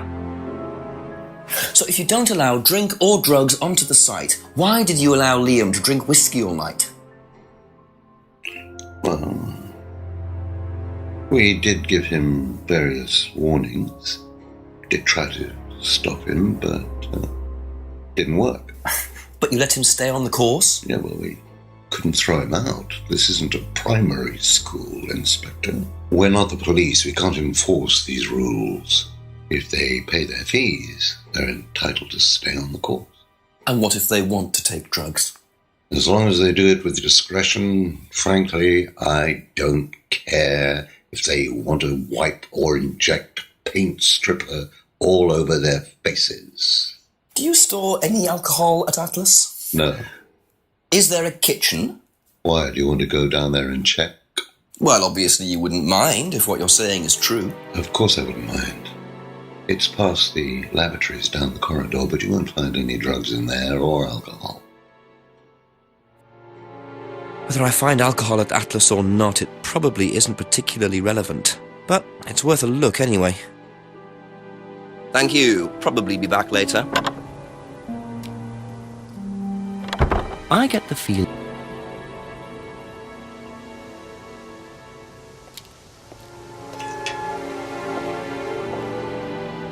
So the kitchen must be down the corridor there, if what Paul said is true.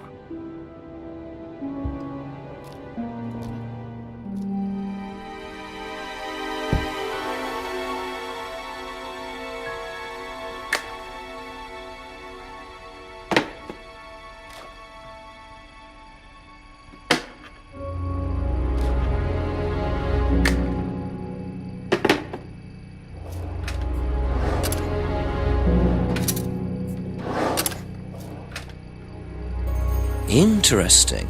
Well, there's a TV right there with a DVD player. I don't think anyone will mind if I have a quick look at this.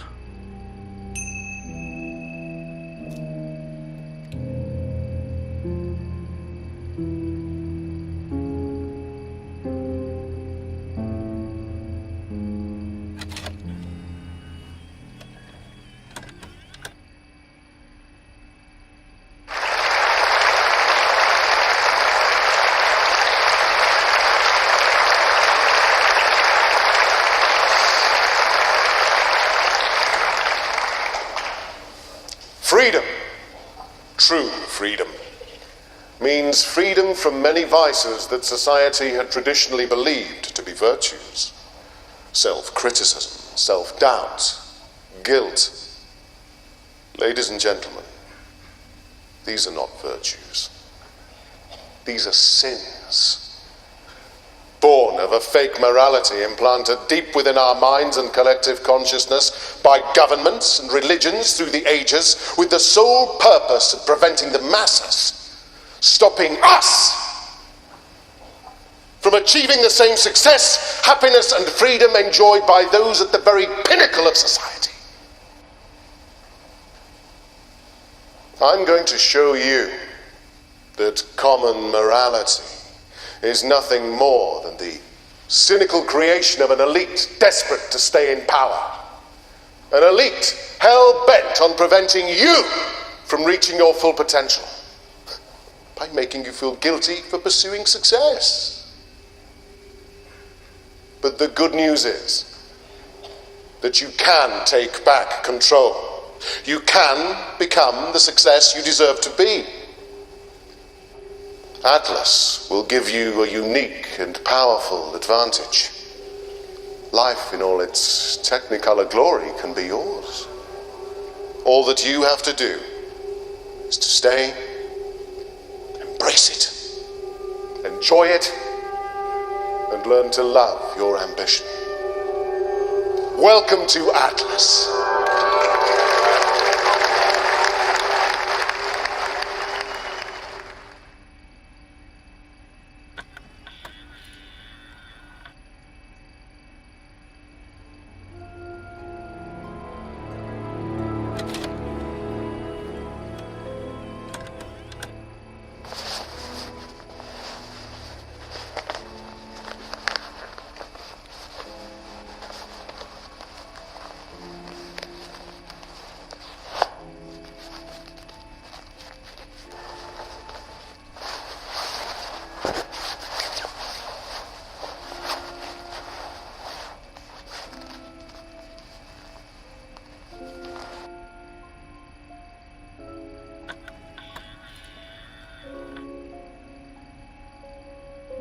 Well, that was odd. Looked like someone pickpocketing, but why make a video of it?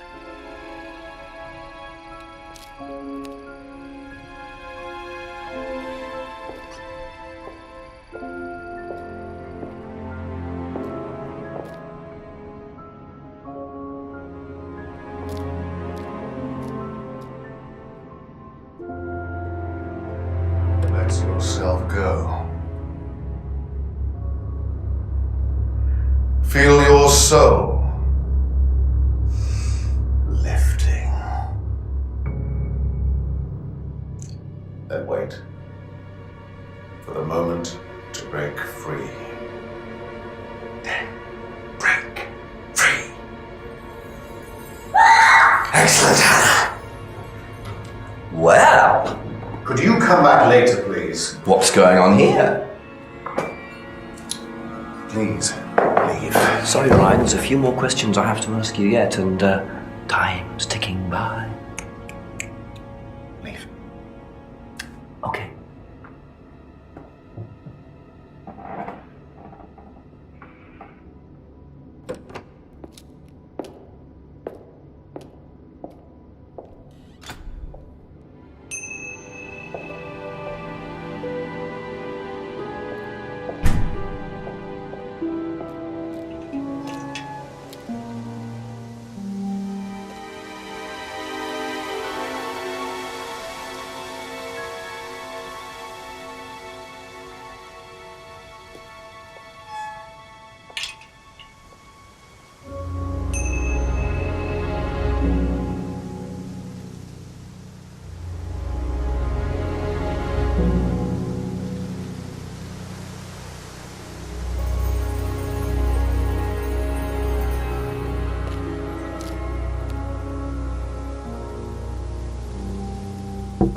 A few more questions, if you don't mind.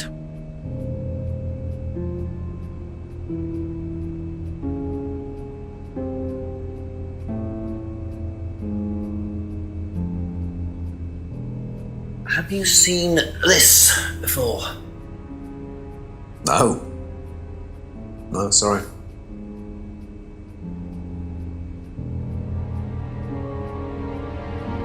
What do you know about doll burning? Not on the course.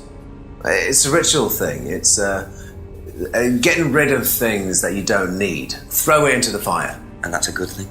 Well, yeah, it helps you getting rid of things you don't need, so you can move on and take control again. So what are the masks for? They're just to help you get into the right frame of mind. Just get you into the zone, help with the trance.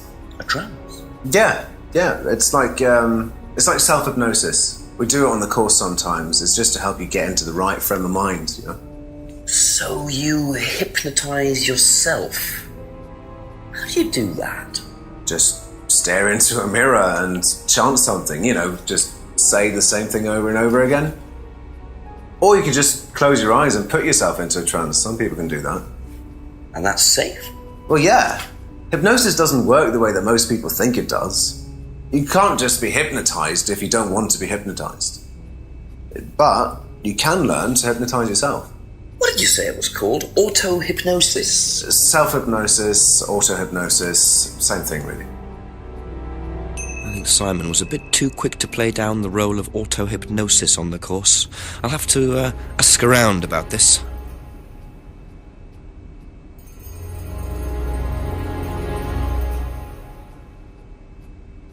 Thank you. Probably be back later.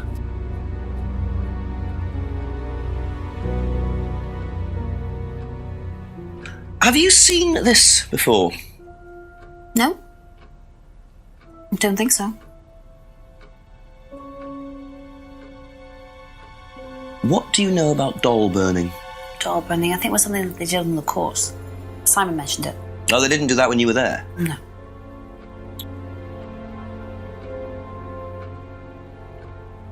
Do you know what auto-hypnosis is? It's some type of self-hypnosis, isn't it? Yeah. Have you ever tried it? No, I haven't. But I think Kate was into it. She learned it from when she went to Atlas. And what did she tell you about it? Not a lot, really. I think it helped her. I think she used it as a sort of self-meditation. That's all for the moment. Thank you.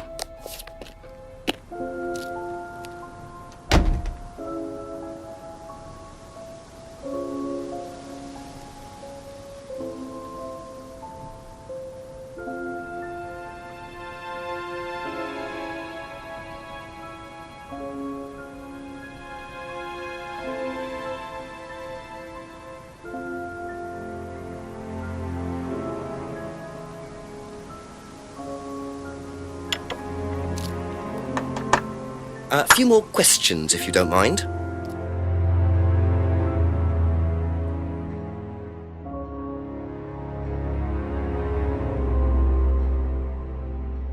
Seen this before? The writing looks familiar, but no.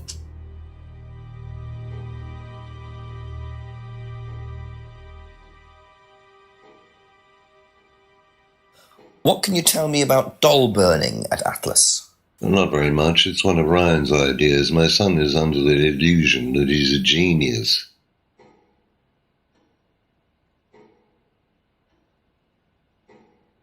Can you tell me more about the auto-hypnosis techniques used on the course? We don't use hypnosis on the course.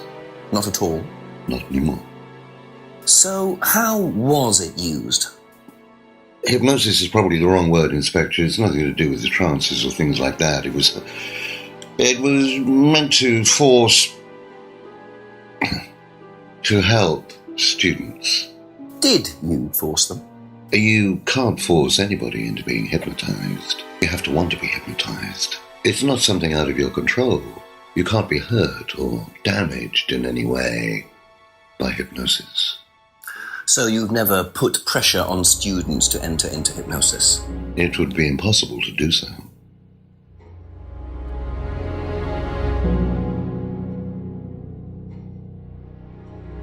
Be back later on, if that's okay.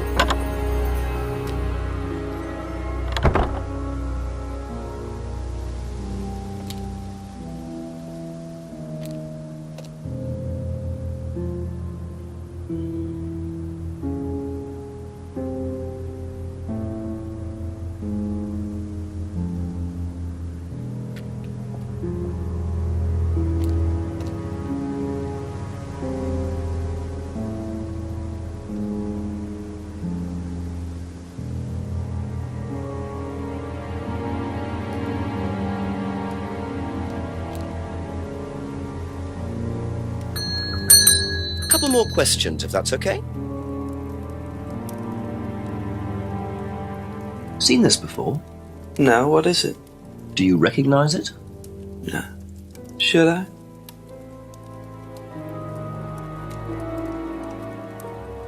What do you know about doll burning? Doll burning?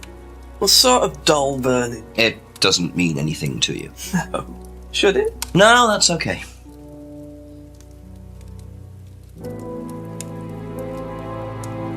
Ever heard of auto-hypnosis, James? Self-hypnosis? Yeah. And what do you know about it? It's another name for scrying. Some people call it auto-hypnosis, I call it scrying. Right. So you're saying scrying is just self-hypnosis? Scrying?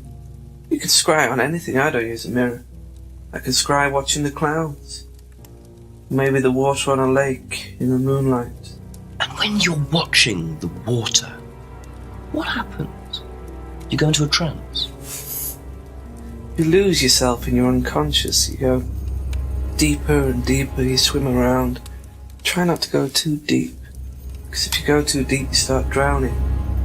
Then you get dragged down to the bottom. As long as you stay swimming, come to the surface again.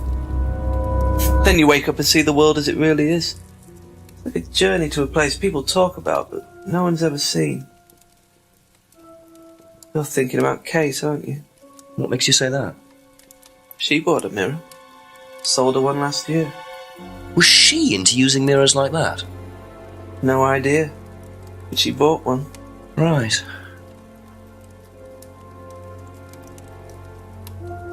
Okay, that's it for now. Thank you.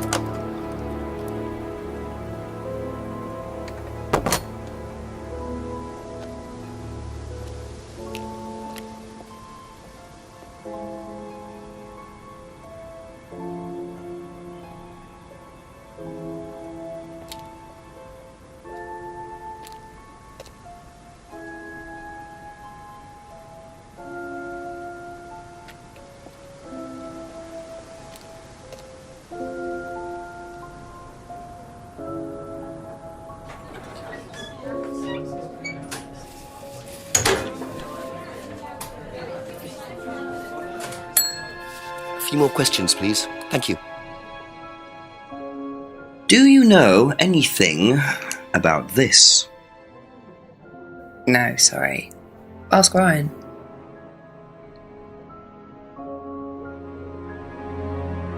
What do you know about doll burning at Atlas? Only that it's part of the course. I'm not entirely sure what they're for, but I made dozens for him. You made them? Oh, Ryan can't make anything. He's practically dyspraxic.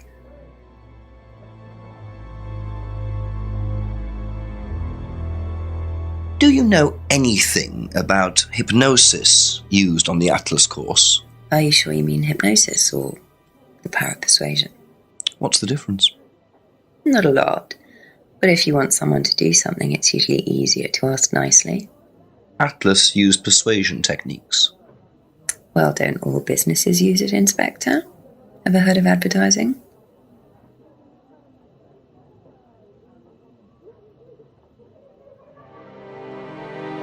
Thank you. Probably be back later.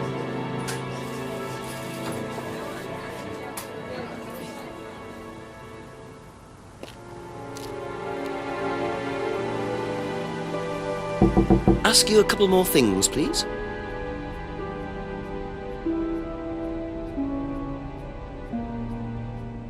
Thank you. Probably be back later.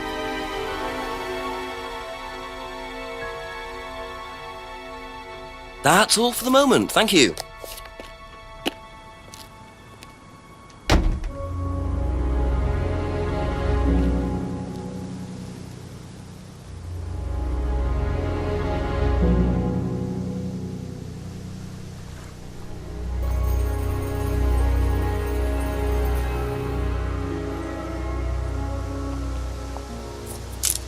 Whoa! Whoa!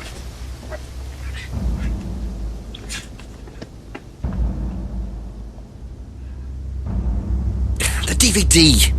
That's all they took. It must have been deliberate. Someone clearly wanted that back. Nice and helpful of them to leave a piece of evidence behind, though.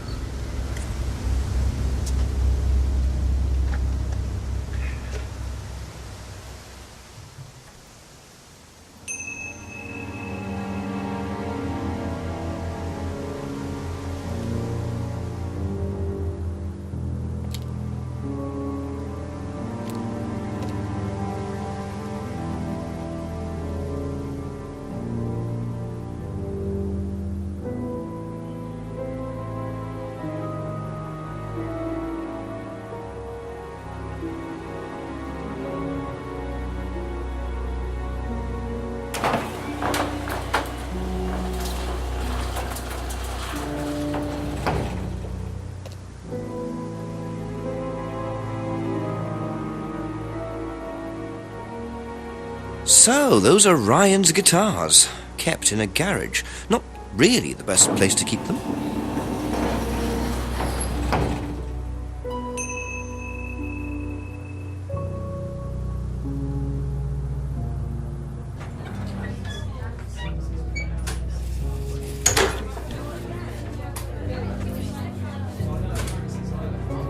Just a few more questions, if you don't mind. Does Ryan play the guitar? He tries. He does keep wasting money on them, though. I think he believes if he buys the right one, he'll suddenly turn into Jimi Hendrix. It's sad, really. I just let him play in his room. As long as he plays in there, I don't mind.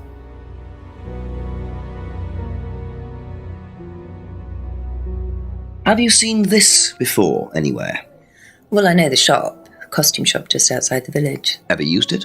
Not personally, but I think Ryan might have. Be back later on, if that's okay.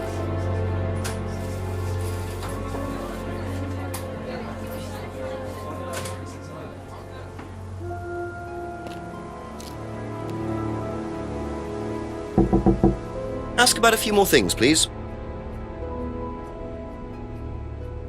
Seen this? You know the shop? Yeah, I know the shop. I hired something from them last year, I think. This for a party, I assume. Yeah, something like that.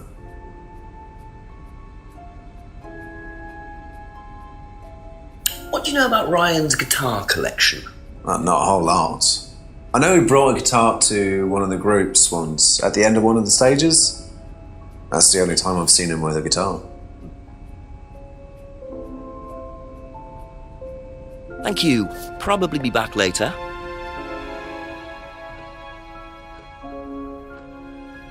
What do you know about Ryan's guitar collection? I know he plays, because he tried to buy one off me. Do you play? I used to. I used to be in a band, but I was a singer as well, so I got away with it. Singer as well? Yeah, I used to sing in a band every night. But sometimes it was in a pub, but usually at Rebecca's. What was that called? It was called Blackstone. And this guy from a record company once came to see us, and he said the band was rubbish, but that I was good. So after that, I don't think they liked me much, and then we broke up after college. Can't hide talent.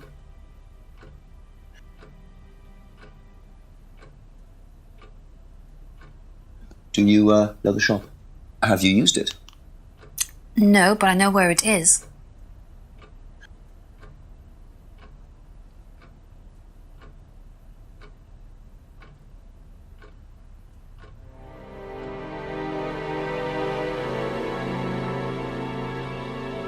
Aha. That band you sang in, Blackstone. Who else was in the band? Just a few people from college. Including Liam? Yeah. Why did you say you didn't know him? No, it's not that. I just thought you meant that I didn't know about his suicide. Did you? No, I was away on holiday. When he died? Yeah, I only knew him through the band. She definitely knows more than she's saying. She was in a band with Liam, but didn't know about his problem? I'm not sure I believe you, Emma.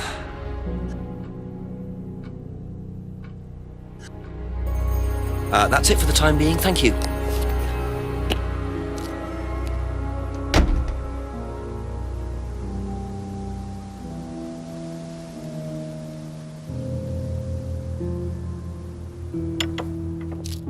Couple more questions, if that's okay. Does Ryan play the guitar? Ryan couldn't get a tune out of a radio. He's tone deaf. Okay, so he's never tried to go professional? If he did try, it was never going to happen.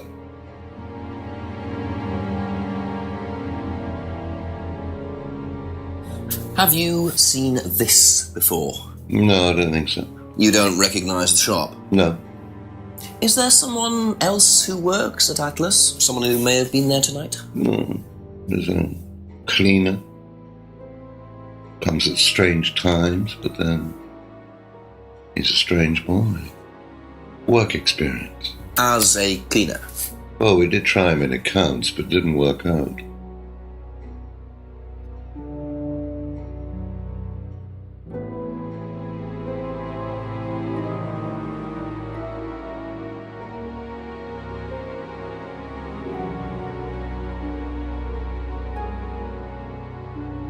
Aha. Do you visit Monarch Costumes a lot? No. I used to go in there occasionally. Why? But you do know the shop? Yes, of course I do. You see, Paul, I thought you said you didn't know where this bag was from. Well, maybe I do. This was used to put over my head, Paul, by a mugger. Would you like to tell me something? Are you suggesting that I had something to do with your mugging? Did you? You really ask the most ridiculous questions. Of course I didn't. So why did you lie about the shop? Well, I didn't have anything to do with your mugging, Inspector, but I might know somebody who did. Go on. Did Ryan mention Jason to you, the cleaner? Unfortunately, Ryan at some point told Jason that the DVD mustn't be removed from the site.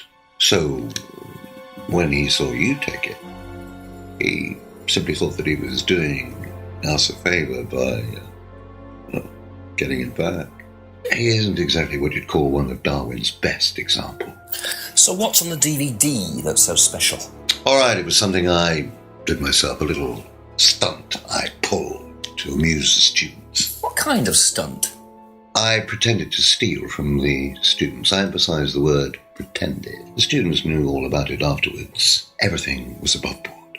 Steal from students? Why? We were doing a piece about pushing the limit, so I decided I would show them how it was done. Oh, don't look so serious, Inspector. I returned everybody's things immediately afterwards. No harm done. And when was this? Last year sometime. At Third Eye or Atlas? Third Eye, I think. And this was before or after Liam died? Well, since you'll probably find out anyway, it happened to be on the night that Liam died, as it happens. Before you ask, no, I didn't steal from him. Do you think it's a good idea to encourage students to steal, Paul? I wasn't encouraging students to steal. Policemen are so literal. Life is shades of grey, Inspector. Much as the Force might like it, it doesn't divide neatly into blacks and whites. Now, if you don't mind, you'd have to excuse me for a moment. You know where the door is.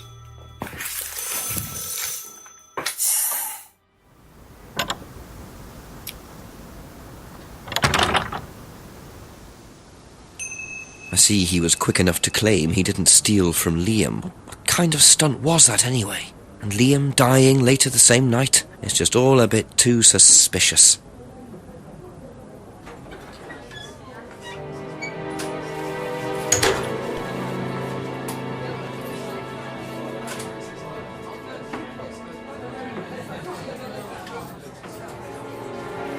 Few more questions, please.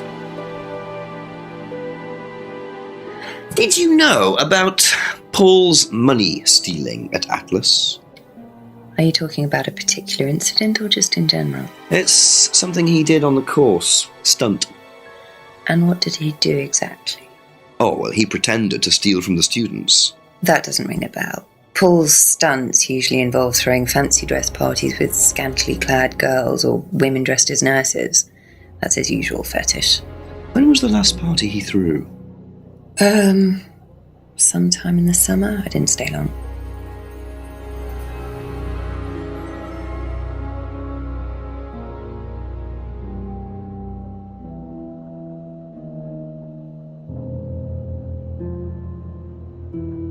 Thank you. Probably be back later.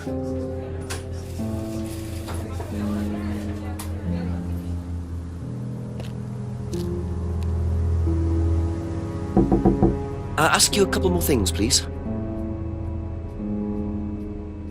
What do you know about Paul stealing money from students? Part of a stunt or something? What, did he do that? I've never heard about anything like that. No, it might be part of the risk-taking thing, though. Explain that. Well, it's part of the course. You have to do something dangerous or risky, something you wouldn't normally do. Something dangerous? Well, not dangerous, just risky. Like saying something you wouldn't normally say to someone, or doing something unusual. Like stealing from other students? Well, we didn't do anything like that, but you have to tell everyone at the end of the course anyway. And you're not allowed to do anything that would hurt or offend anyone, or you're not allowed to do anything really bad. It's all pretend, really. It seems a bit odd for a business course. It works, though.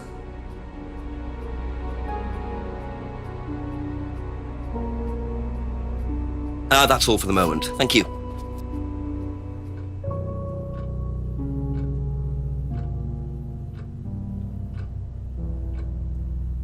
What do you know about Paul Rand? Paul the Slime. You've obviously met him then. Yes, I have. What do you know about him committing a fake theft during one of the courses? What, about him going through people's bags? Yeah, he tried that thing on me as well, weirdo. So you were at Third Eye? Yes.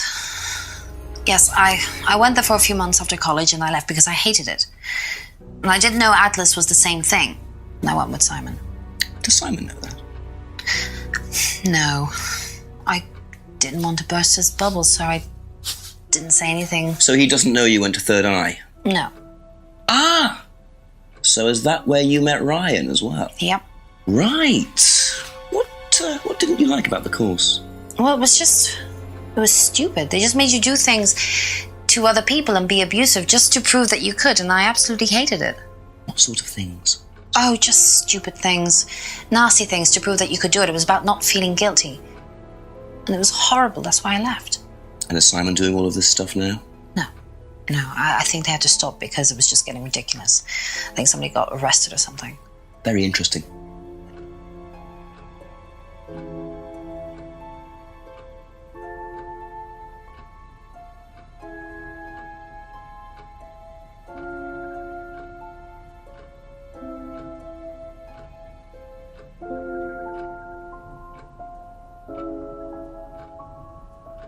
Aha. So, you witnessed Paul's money-stealing stunt, is that right? Yes. But you weren't there when Liam died. No. Don't quite understand that, you see, because Paul pulled the stunt on the same night. Liam died later that evening. I must have got mixed up. So you don't know anything about Liam's death, even though you were there on that night? No. Emma. I think you better explain, don't you? It was the stupid course, wasn't it? Go on. Well, we were all told to do stupid things, and then that thieving thing happened, and so... Take a breath, Emma. Liam killed himself because of me. Why?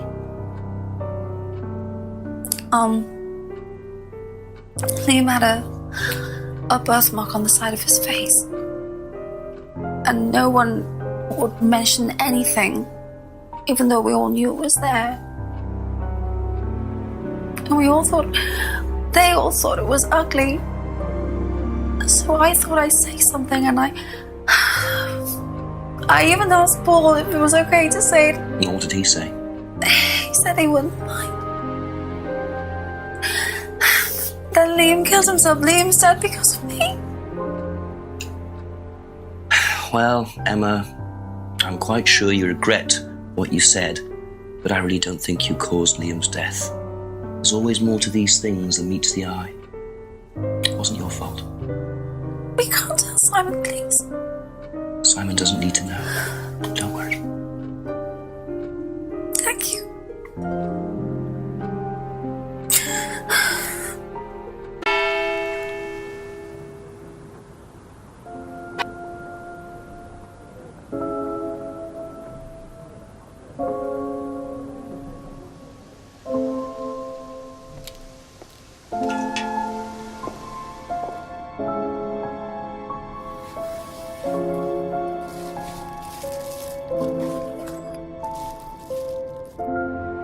That'll come in handy. Don't know why I never remember to buy one.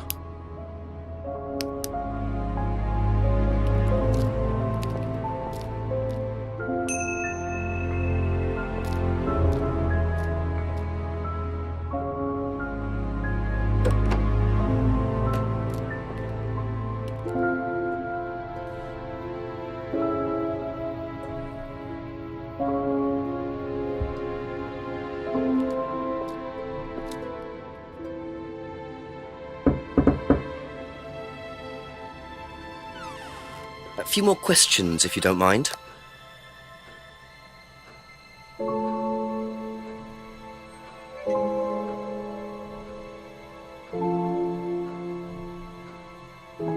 So tell me more about this doll burning. It's a symbolic ceremony we perform every few weeks on the court. What's it about? It's about burning your old personality and finding a new one, a better one. So the dolls are... You. They represent you from the past. Each doll has a picture of the student as a child or a teenager, and they burn the doll and symbolically destroy their old personality. It's quite simple but effective, I find. And why did that girl shout? Because it's an emotional thing.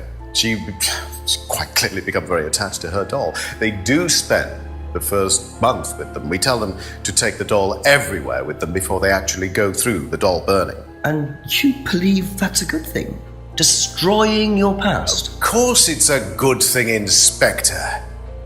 We're all shackled to our past, particularly you by the sound of it, perhaps. Perhaps we should make a doll of you, Inspector, and burn that. What do you think? No, thank you. You're probably right. I'm not sure it would do any good anyway.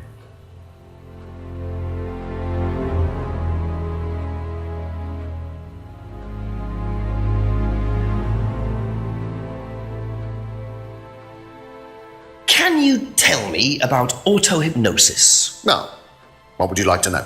Do you use it on the course? We dip into it occasionally, but it's not a major feature of the course. I would say that, well, a minority of the students know how to use it, but the majority wouldn't know and have a clue. It's not a requirement of the course. No, not at all. We don't ask people to do things that they're not comfortable with. There's no bribery, no coercion. We're thinking about phasing auto-hypnosis out, actually. What's the reason for that? Well, to be perfectly honest with you, Inspector, it doesn't actually work very well.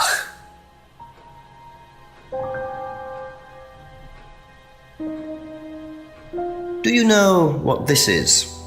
Well, I think it's a bag. Is it a bag, Inspector? The shop. Oh, yes, the costume shop. Yes, we used to hire from them. For the course? Well, yes. For the course, at the end of each stage, we have a little party and we ask students to dress up or try acting out being somebody new, their new selves, as it were. Could you explain a bit more? New selves? One of the main elements of the course is learning how to act, how to be whoever you need to be in any given situation. I think you'll agree, Inspector, that business is about being the right person in the right situation at the right time. What it does, it helps them to detach themselves, become somebody new, pretend, you know that kind of thing. It's surprising what a little bit of cross-dressing can do for you, Inspector. You should try it. Not at this stage.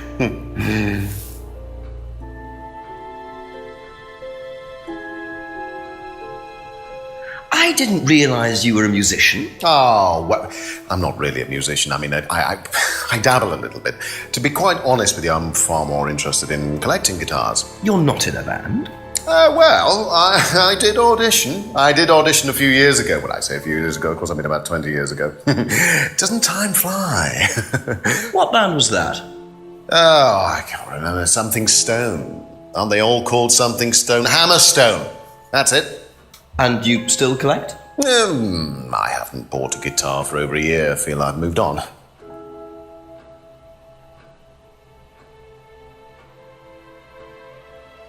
What do you know about your father's money-stealing stunt? Oh, well, yes, that was something that Dad decided to do as part of the shock aspect of the course. But he went too far, you believe? He usually does. And do you think it did have anything to do with Liam's death? No. Liam wasn't like that at all. I mean, that was just a simple, unfortunate coincidence. I mean, Liam had his own problems, but he didn't have any problems with the money shock stunt. No.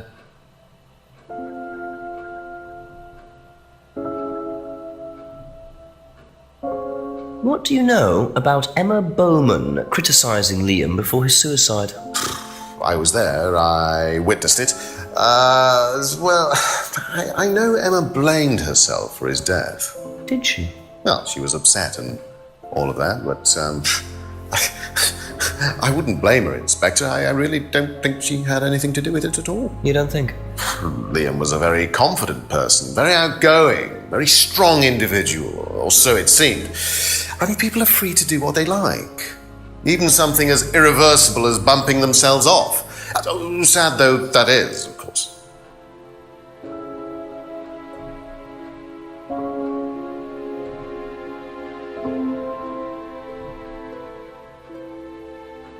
Thank you. Probably be back later.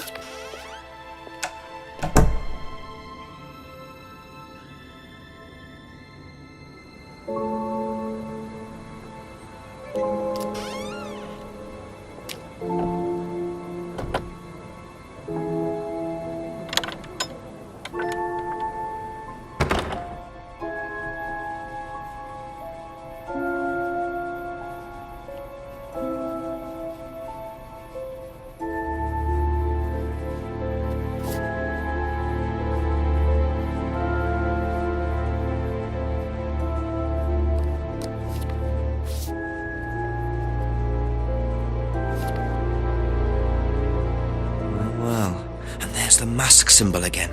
Looks like someone's been trying to make a point.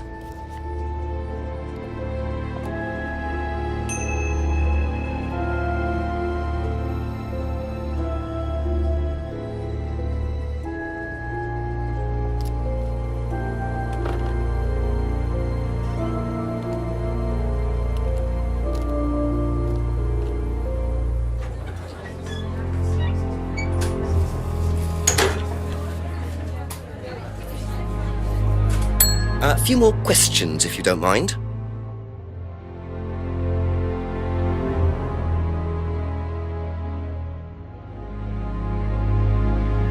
Have you ever seen these? It's Ryan's car. It got vandalised last year. His camera had been stolen, so I took pictures. God, whoever did it made a mess, didn't they? But nobody was prosecuted for it. Not that I remember. The insurance paid out, though.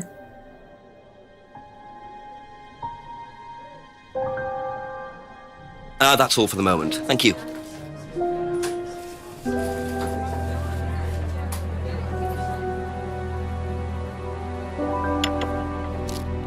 A couple more questions, if that's okay.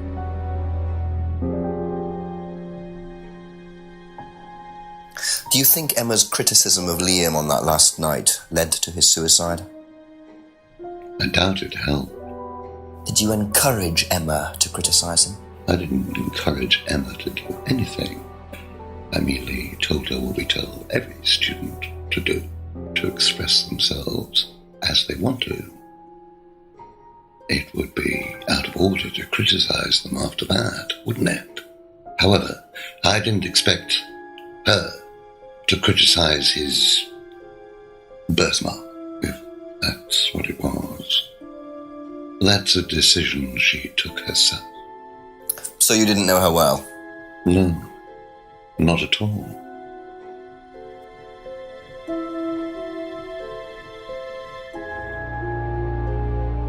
Do you know what these are? Yes, that's Ryan's car. Another toy he managed to ruin. It was vandalized sometime last year. Do you know who did it? I don't believe anybody was ever prosecuted for it.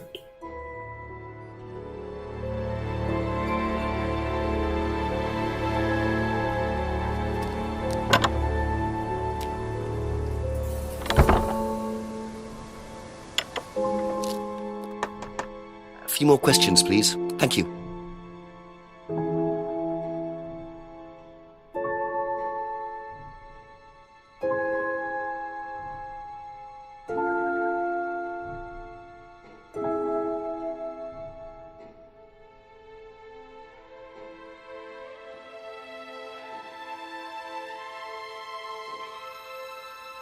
Have you seen this before? Looks familiar. Where did you find it? It was, in the woods. Presumably had something to do with Kate or a killer. Well, that's what I'm trying to establish. Shouldn't it be in an evidence bag, Inspector, in case of contamination? I didn't have one with me, unfortunately. Well, don't go testing it for DNA, will you? It's got yours all over it.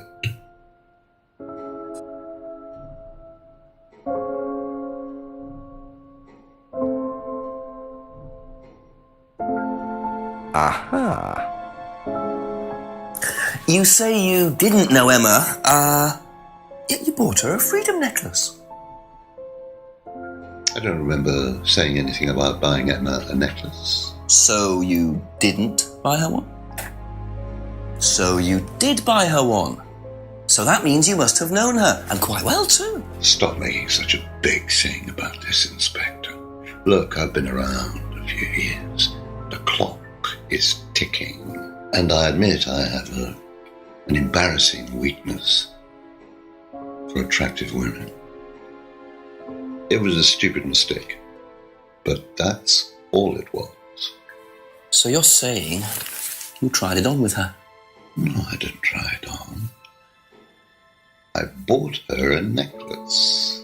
I'm not aware that there's a law against buying presents unless, of course, the Third Reich has been elected while I was at a bridge party. Emma was old enough to make decisions for herself. And as a matter of fact, she decided that she didn't want to be bothered with an old fool like me. So nothing happened, no mistakes, nobody got hurt. All right. Like father, like son. No surprises there. I wonder how many students Paul has tried it on with.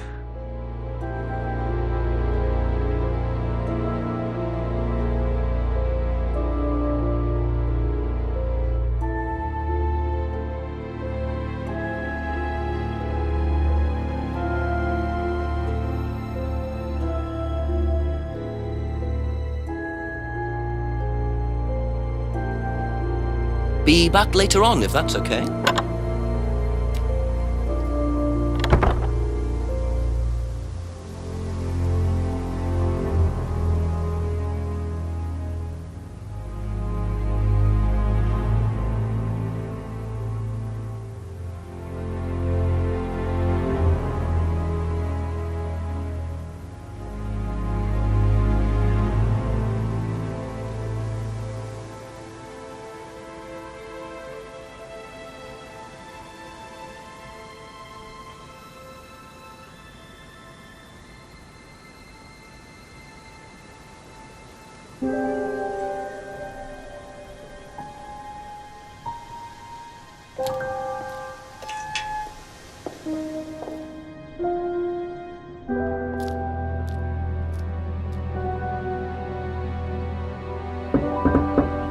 Ask you a couple more things, please.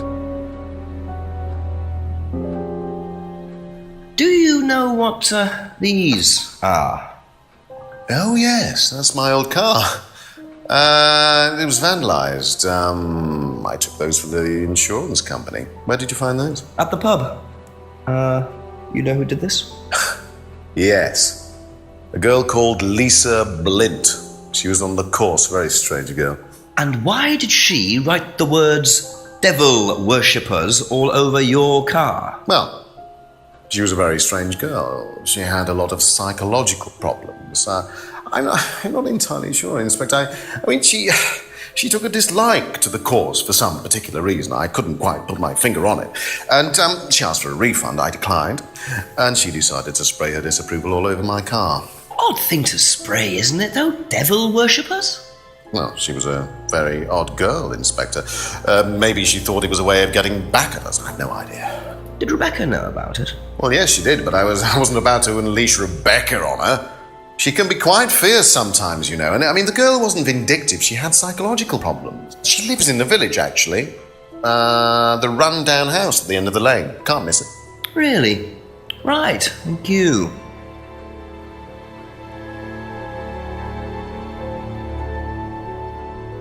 Okay, that's it for now. Thank you.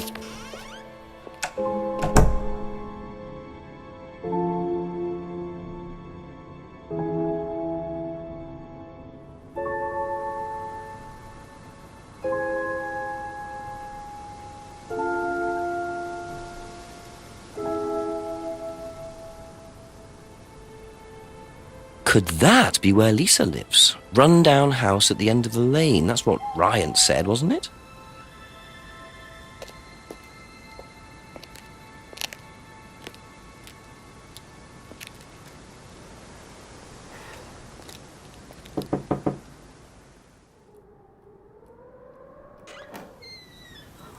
Is it Lisa? Yes. Inspector Jenks, I'm investigating an incident in the village. I wonder if I could ask you a few questions. What sort of incident? I'd rather come in and discuss it if that's all right with you. I promise I won't take long. Thank you. I'll just go in here, yes? I have to go out in a minute. Oh, look, I can come back later. I might not be here. What did you want to ask? I just wanted to ask you, did you know Kate Vine? No. Right. Well, I heard that you're familiar with Atlas, the life skills training company. What do you want to know about Atlas?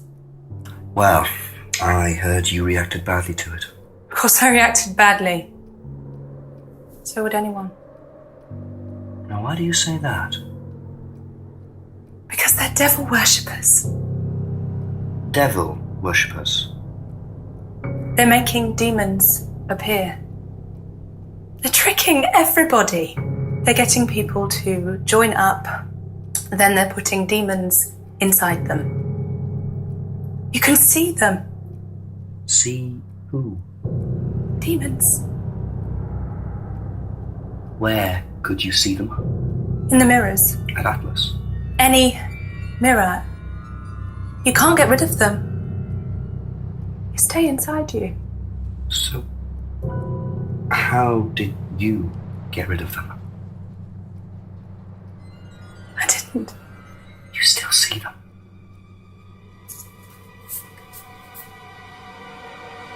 I just don't look. I put all the lights on. I make sure it's all bright. I put them on when I need to look in the mirror. If I make sure everything is bright, I just see myself without seeing the other person. Who is the other person? She's like me, but older. It's like her eyes sink in. She's all wrinkled, with a wrinkled mouth. Like she's dying. And then I realise I'm her. I'm not me anymore. I'm her.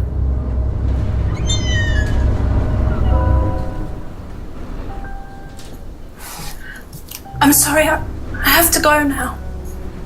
I'm sorry. I'm sorry.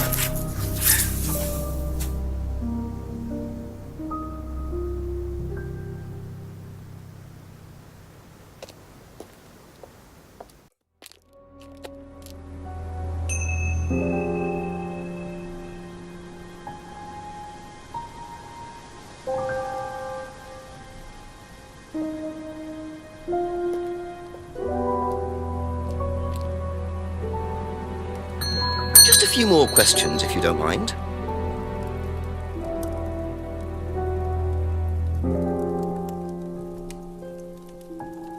Seen this anywhere before? Nope.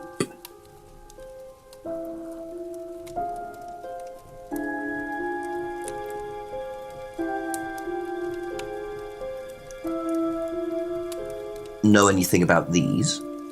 Nope.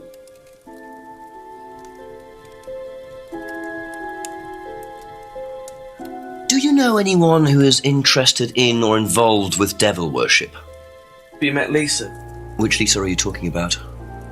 Mad Lisa. Lives on her own, doesn't like mirrors. Yeah, I've met her. You think she's mad? You can't look at yourself in the mirror without seeing ghosts. You've got problems, don't you think? How do you know her? She came to the farm for some eggs a couple of times. Got talking to her once, that's all. And what did she tell you? Nothing much. Except she thought the devil was after her. What did you tell her? Told her the devil needs a good reason to be after you. She was just like most people, really, blind to herself, except she was more extreme. That's all madness is. Being blind to yourself.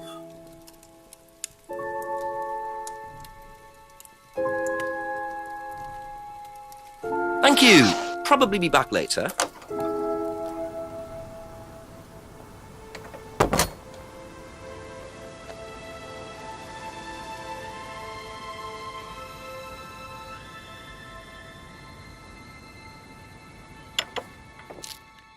Ask about a few more things, please. Do you know anything about devil worship, Paul? I beg your pardon? Devil worship? Satanism? Am I missing something here? I heard Atlas had elements of Satanism on the course. You were misinformed. We're a training company, we're not devil worshippers. What kind of a question is that? So you've no interest in the occult? No, Inspector, I have no interest in the occult any more than I have interest in pole vaulting, cheese making, or snake charming. Anything else you want to know that I'm not interested in? That's fine, thanks. Thank you. Probably be back later.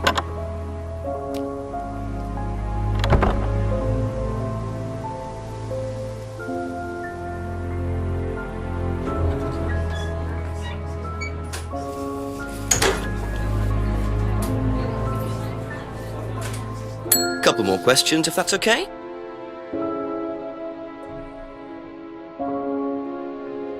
Have you ever come across anyone interested in or involved with the occult? As in black magic? No, why? Atlas don't use occult techniques or anything like that? Atlas? Not unless Ryan's got a secret he's not telling me about. Why, who's been talking? Just a line of inquiry. Okay, thanks. That's all for the moment, thank you.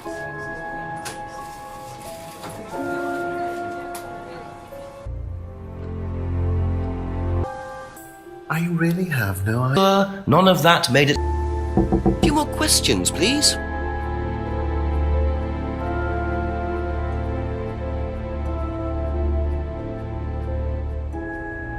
Have you seen these before? No. Don't know the car.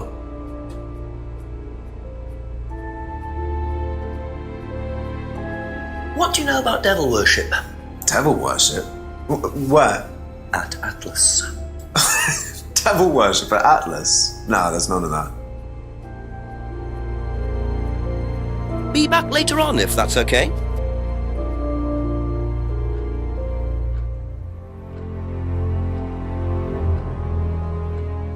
Do you know anything about these?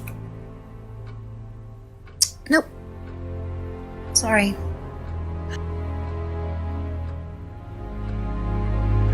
Have you ever heard about there being devil worship at Atlas?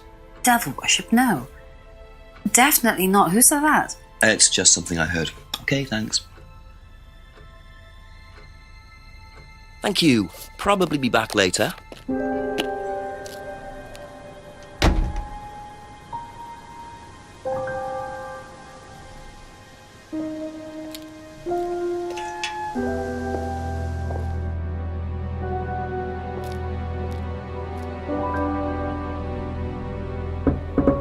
Ask you a couple more things, please. Has devil worship ever been part of the course, Ryan? Am I correct in assuming that you have spoken to Lisa Blint? You would be. She's been telling me all about the Atlas obsession with Satanism, Ryan. Then if you've met Lisa Blint, then you will have worked out for yourself that she has a very vivid imagination. She also has psychological problems, diagnosed psychological problems, as a matter of fact. So where did she get the idea that you lot were, devil worshippers? I really have no idea. The girl is insane. She's frightened of her own shadow, bless her. She actually thinks that demons are possessing her even now. You really can't trust a word she says. So you are saying there has never been any devil worship at Atlas? I don't even know what devil worship is, Inspector. It's not something I particularly know anything about. I certainly don't recall anyone ever having worshipped the devil at Atlas. We even tried to help the poor girl by paying for some treatment, but she didn't want it. Really? It's not easy to offer someone help when they think that you're the problem.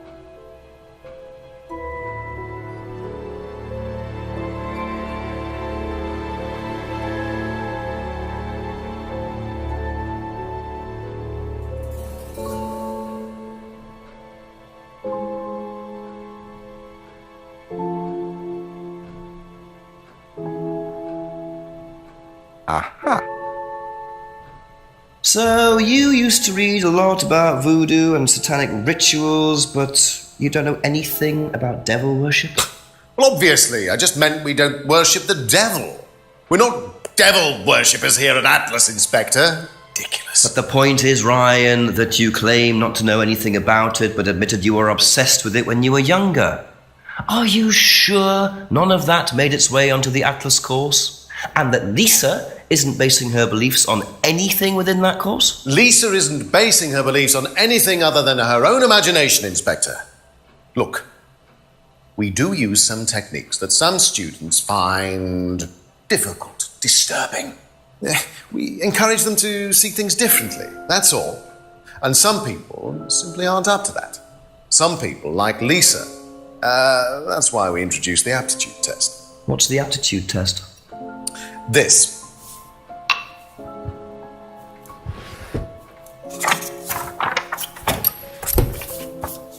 We ask students to fill in an aptitude test, medical history, psychological issues, that kind of thing, any medication that they have used in the past, any medication that they currently are using.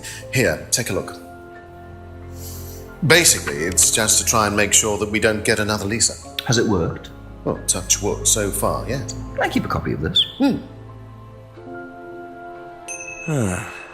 wonder how much importance they actually give to this test. And what are they doing that's so disturbing anyway? That's it for the time being, thank you.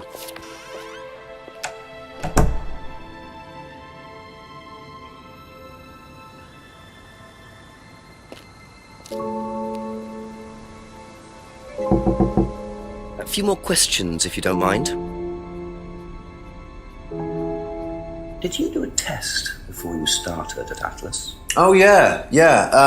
It was all just questions about if I had any illnesses or mental health problems or stuff like that, you know. But they didn't actually ask for any proof, so I could have lied through your teeth on that one. Don't think they actually checked. Interesting.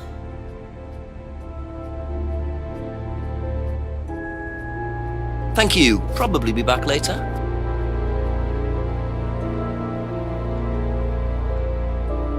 Have you seen one of these before? No, not this one exactly, but we had to fill something similar in on the first night at Atlas. One of those aptitude tests, fitness and stuff like that.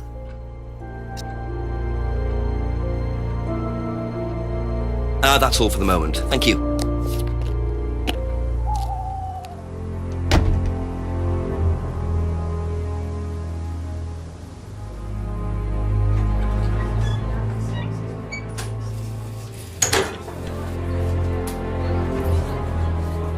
A few more questions, if you don't mind. Do you know anything about this? It's the aptitude test, isn't it, for Atlas? What do you want to know? Do you know why it was introduced? I think they had some trouble with some unsuitable students. I suppose you have to be careful who you work with. Be back later on, if that's okay.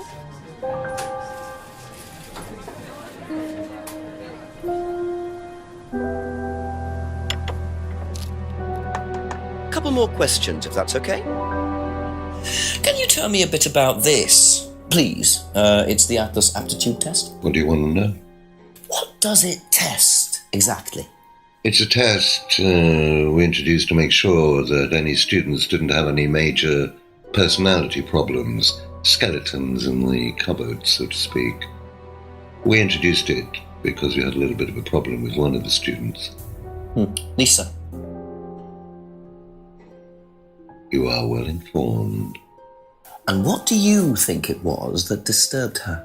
I believe that the course proved to be too demanding for her. We discovered that she had one or two psychological problems and she couldn't handle it. And did you change anything else on the course apart from introducing the test? We increased the entrance age to 21. Well, wasn't much, but it's about the only thing we could do. We didn't want another Lisa. We didn't want students turning around and suing us, did we?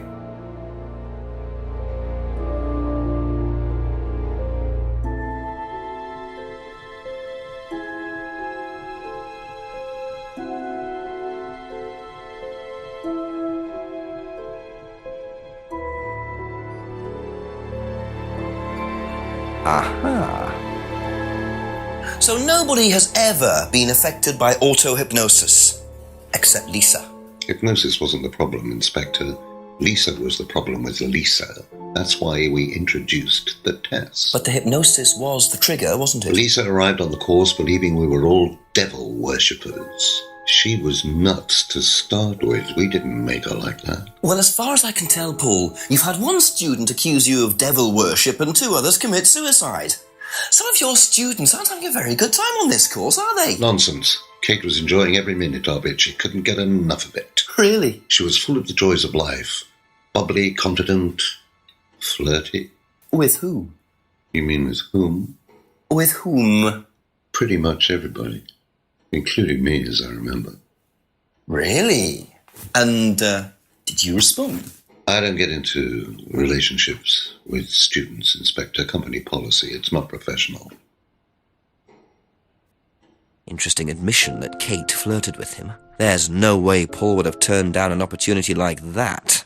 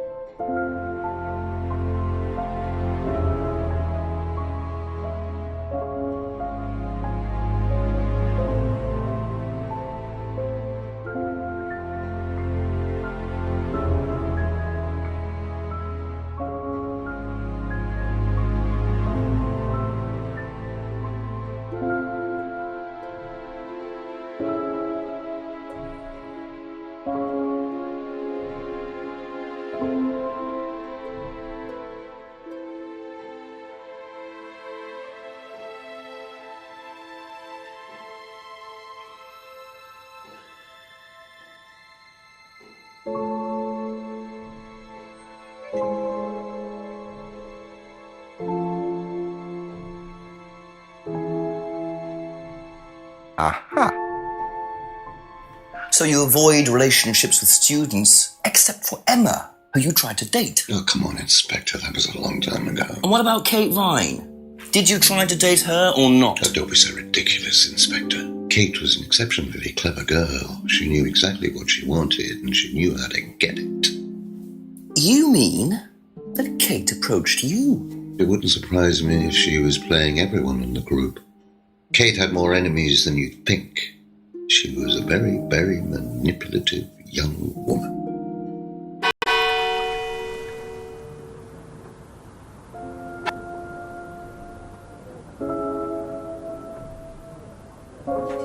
Tell him about Simon. I really don't think it's my place, darling. It is your place here. I just don't want to tell tales. Tell him about Simon. You know what happens when you don't he'll say. So it's going to be that kind of evening, is it? If you think quite right. Only if you deal. Problems? Hello, Inspector. See you later.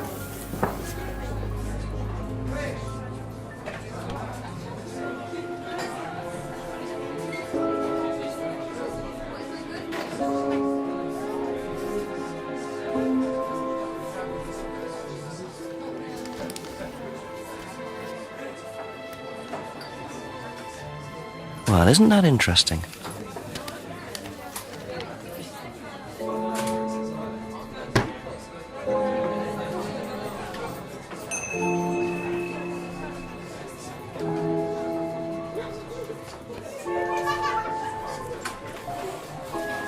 A few more questions, if you don't mind. The cupboard downstairs, there's a lot of unopened stuff in it. Is there? Prescriptions. Made out to you. Oh, they're just spare painkillers. The chemist always gives us too many. He's a friend of the family.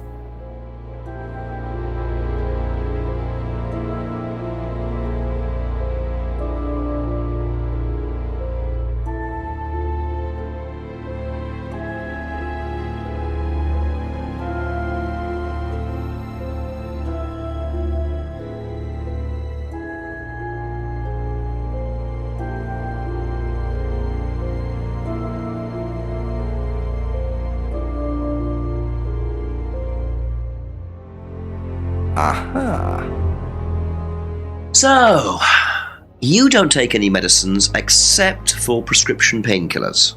Well, they're not actually for me, they're Ryan's. For some reason, the chemist always makes them out to my name. He's an old gentleman. Does Ryan need prescription painkillers? Yes, he's got arthritis. Really? He's young to suffer from that, isn't he? He doesn't have it badly, but he does need medication from time to time. What medicine is it? I couldn't tell you, to be honest. Ryan will know. So Ryan's the one using the prescriptions. I think I might have a word with him, work out exactly what this medicine is.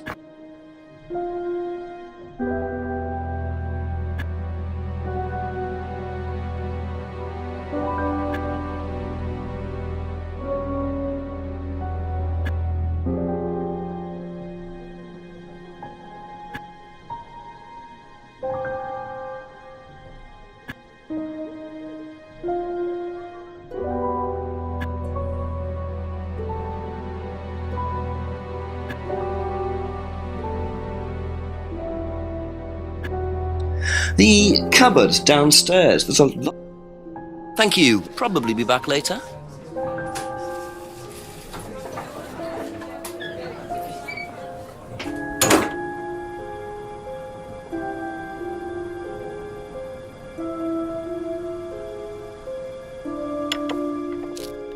A few more questions, if you don't mind.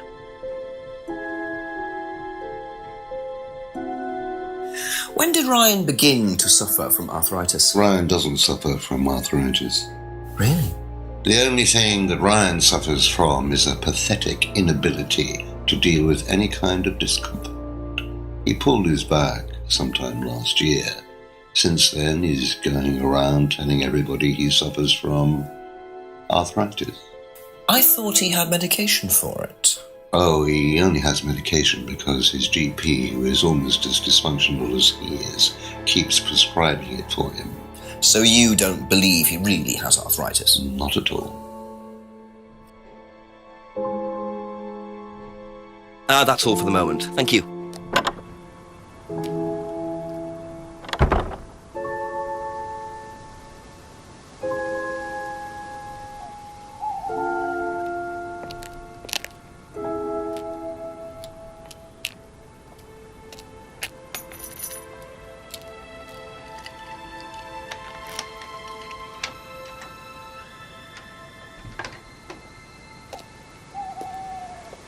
Bit careless, Simon.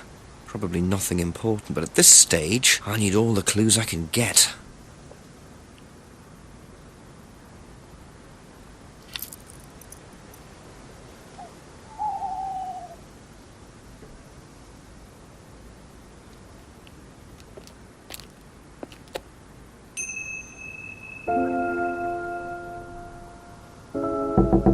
Couple more questions, if that's okay.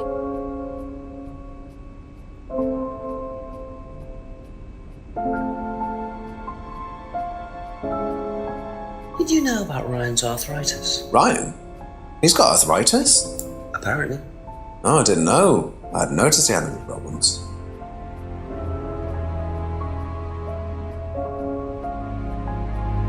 I think you dropped this outside. Someone you know.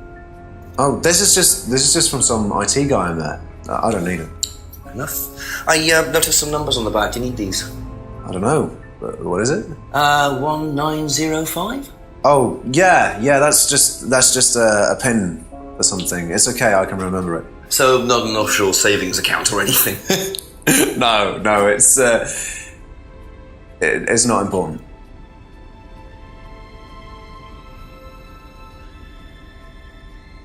Is this yours? Yeah. That's from my keys. Where did you find that? Just outside. Right. Oh, it must have come off when Nathan dropped my keys off. He was borrowing my car. That's very trusting. Yeah, I suppose it is. I am a bit too trusting, really. It's a new car as well.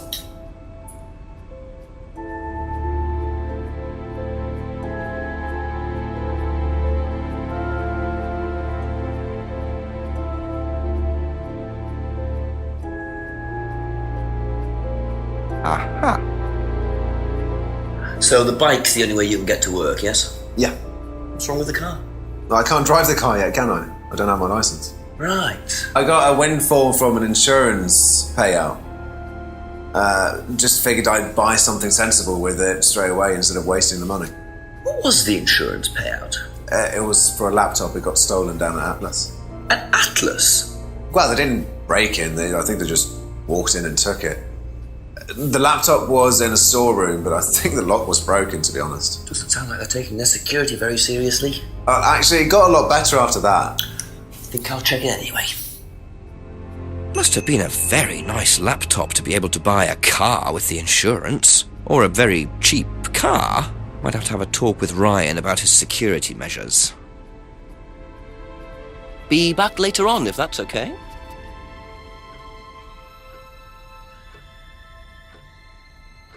Did you know about Ryan Round's arthritis? Arthritis? I didn't think Ryan had arthritis.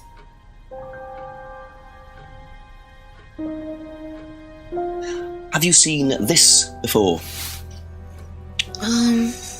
Nope. Sorry, never heard of him.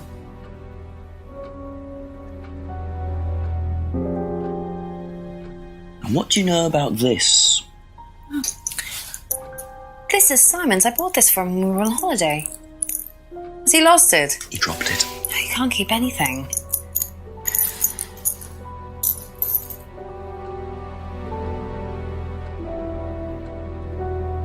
Did you know about Simon's laptop being stolen?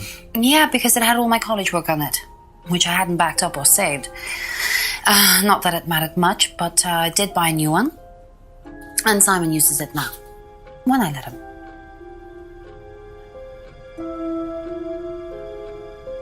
Okay, that's it for now. Thank you.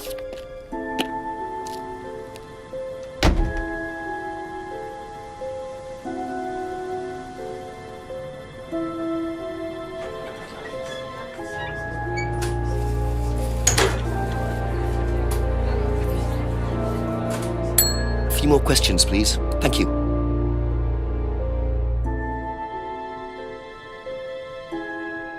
Have you seen this before? No.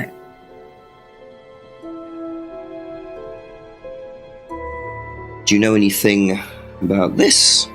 No, sorry.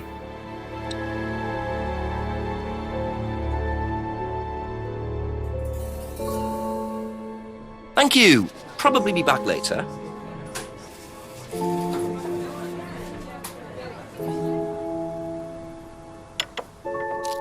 Ask you a couple more things, please. And what do you know about Simon's laptop being stolen from Atlas? No, I wasn't happy about it. What did you do about it?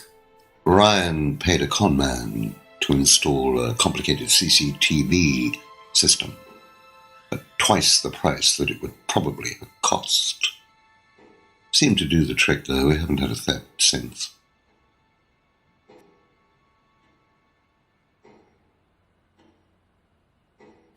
Seen this before anywhere? No.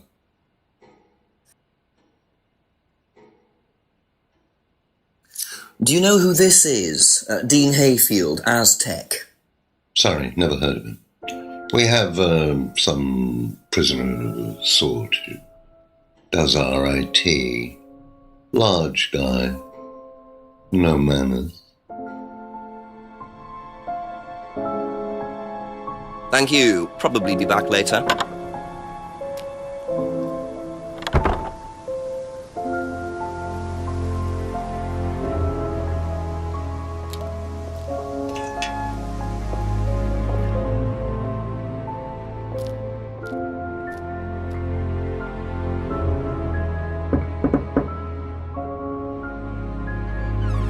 Just a few more questions, if you don't mind.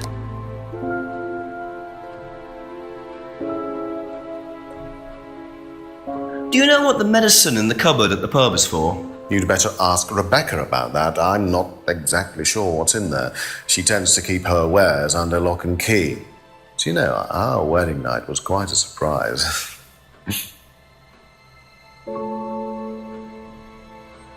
Tell me about your arthritis. Oh, you found out about that. Well, yes, I'm old before my time. It's very unlucky to have it so young. Well, I take a lot from life, Inspector, and sometimes life likes to give you a little bit back. I mean, it's not too bad, it's not too debilitating. It's mainly some in my right hand, some in my left hand. It's not particularly a problem. Makes it difficult to hold small things, though. What do you take for it? I get a prescription painkiller. How often do you need that? Not often, as and when. I keep some here, I keep some at home. It's not a problem.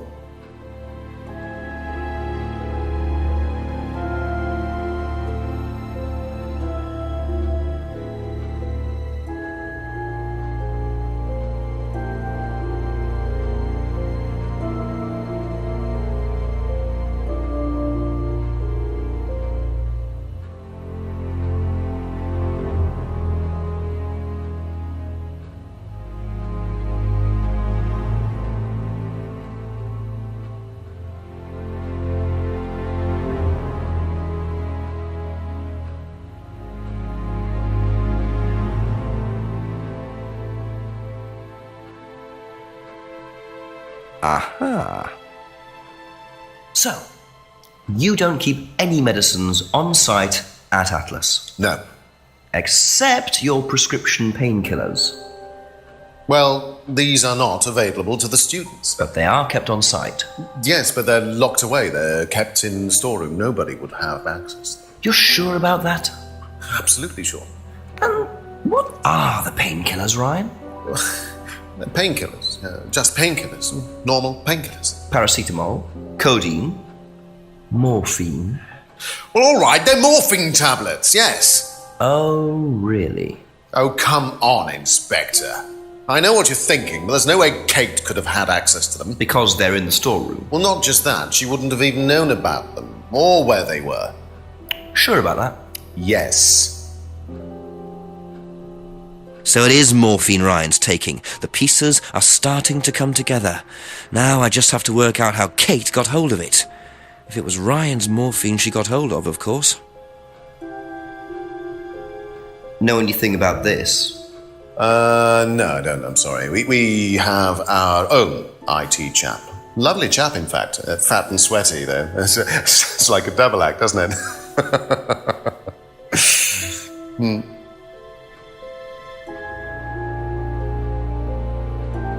Have you seen this before? No, sorry.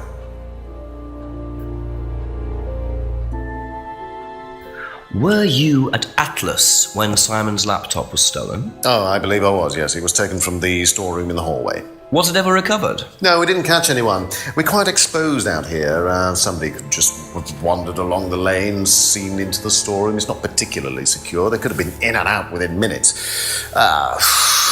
That's why we advise people to keep their valuables with them. You can't be too careful these days, Inspector.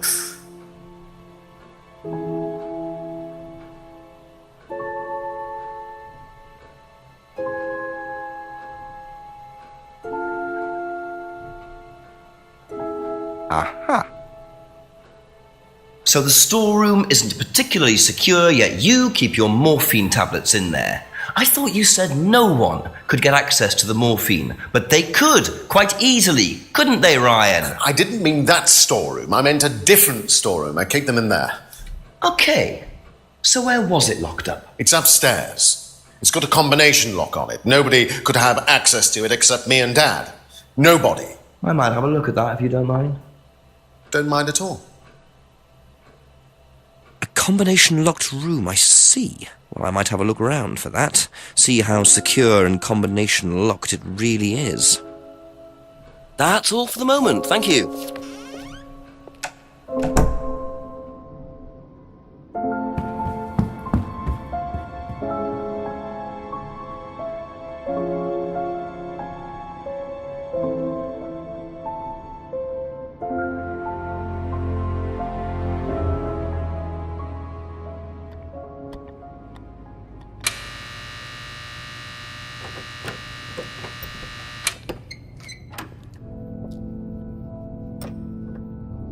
Welcome to the Mirror Room. This exercise is all about identifying the difference between the image one presents to the world and one's real self, which lies deep in our unconscious.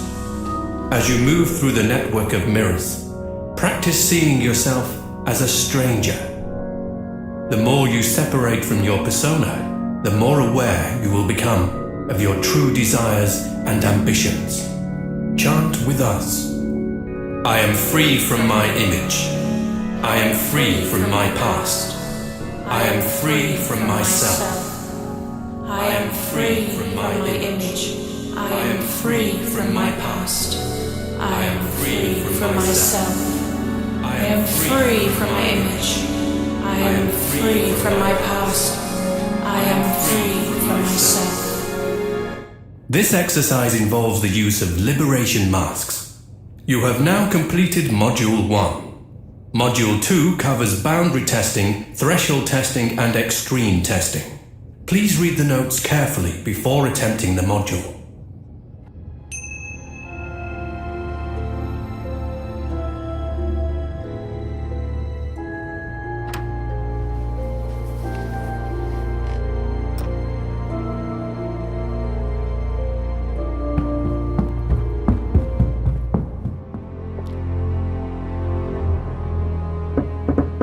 Ask about a few more things, please. Can you tell me what you know about the mirror room upstairs? Oh, you found that then? Well, it's very similar to the costumes, Inspector. It's designed to help the students look at themselves differently. And what do you do with the mirrors? You look at yourself, Inspector. You look at yourself until you start seeing yourself as others do. And you don't see yourself as you do anymore. It really, the idea is that you can see yourself eventually, any way you wish. So why in a locked room? To make sure you're not distracted, that's all. How often is it used? Not often, a few times a month. Some students find it useful, some don't.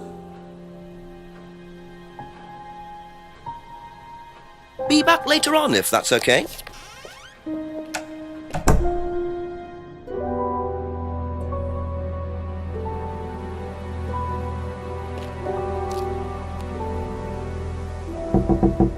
Couple more questions, if that's okay.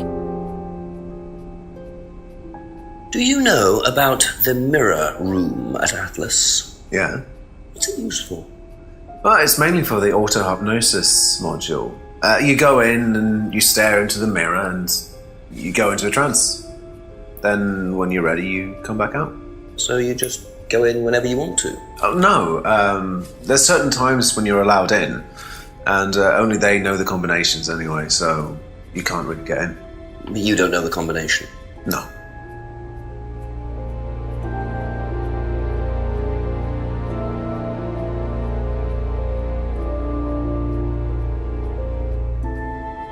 Aha. So you didn't know the combination to the locked mirror room? Nope. Except you'd written it down, hadn't you? This is the combination to the mirror room, Simon, that you wrote. It isn't a pin, it's a combination. Yeah. You see, this sort of thing makes me suspicious, Simon. What were you doing in there that you didn't want anyone, including me, to find out? It's just part of the course, isn't it? I just wanted to go in there when I was ready. On your own? You didn't give the number to anyone else? No. Simon, there was morphine kept in that room that might have played a part in Kate Vine's death. Did Kate have the number? Yes, okay. We both went in. Together? We were trying to outdo each other. We both tried to morph in. What do you mean trying to outdo each other? It's part of the course. To see how far you can push yourself. To see if you could do something you wouldn't normally do. When was this? A few months ago. How often did you try it? Only that once. I'd never do it again. How about Kate? I don't know. Sorry.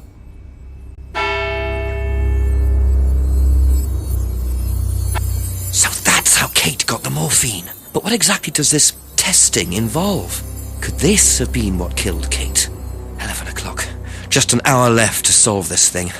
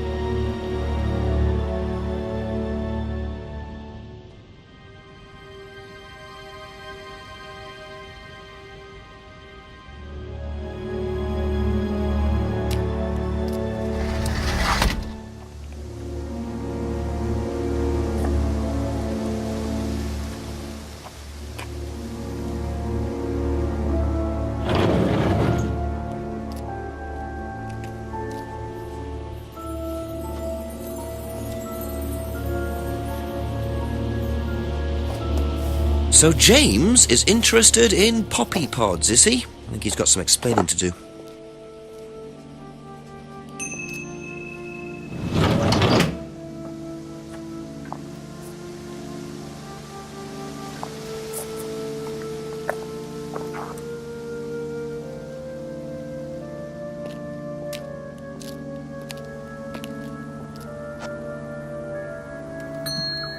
A few more questions, if you don't mind.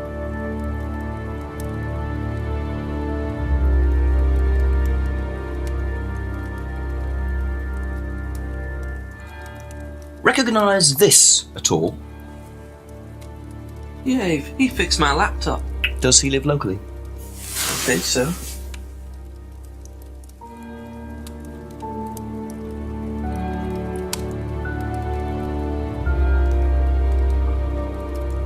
What can you tell me about several boxes of dried poppy pods in the greenhouse back there? Feel free to take some if you want. What are they for, James? Decoration? Why? Decoration. There's a big market for them among the over 70s. So what are you doing with them? Selling them to grannies. Okay, James, let's just cut to the chase. Are you extracting opium from them? Me? I can honestly say I've never done anything like that, Inspector.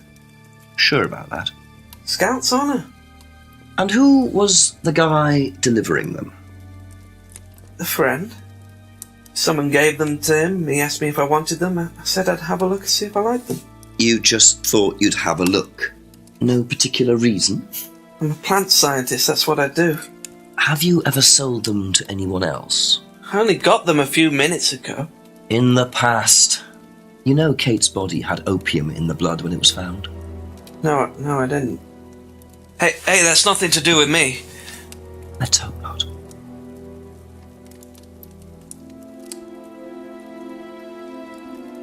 Thank you. Probably be back later.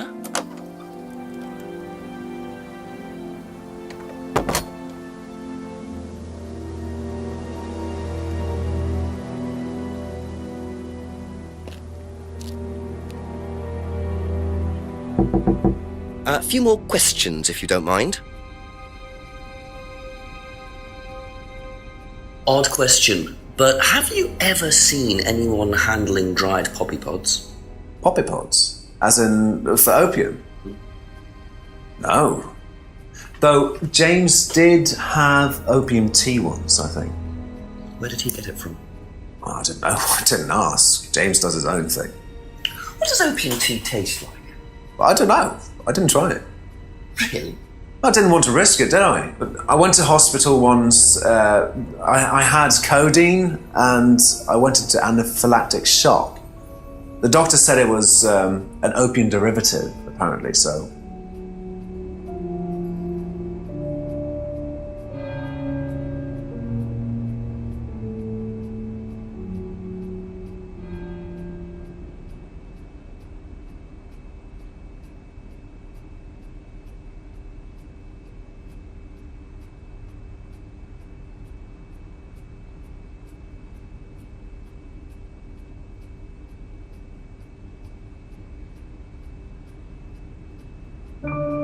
Aha. You and Kate took morphine in the mirror room. That's what you said, isn't it? Yeah. But you're allergic to opiates, Simon. Opium. You didn't take the morphine at all, did you? Well, no, I didn't. Kate did, though. I thought you were trying to outdo each other. That was the point, wasn't it? We weren't trying to outdo each other as such. Go on. Ryan wanted me to test Kate. To see how far she would go to be prime candidate. What candidate? Prime candidate. It means the best person in the group, basically. What do you mean, test her? But you do it in pairs. One person's the tester, it's me. And the other person's the... victim? Well, it's not like that. It's completely consensual. It's just boundary testing. Ryan wanted me to test Kate. Because they thought she was the best student? Well, maybe. I don't know. I just did what I was told, okay? Except you decided to give her morphine. To break the law. Well, I can't change that now, can I? She didn't die of a morphine overdose, did she? She died because she drowned. But she drowned for reasons that aren't clear. Atlas seemed to have this all neatly worked out. If Simon's telling the truth, Atlas are lighting the fuse and then retiring to a safe distance, letting students test themselves and push themselves to their limits while avoiding all comeback. Is this what happened to Kate? That's all for the moment. Thank you.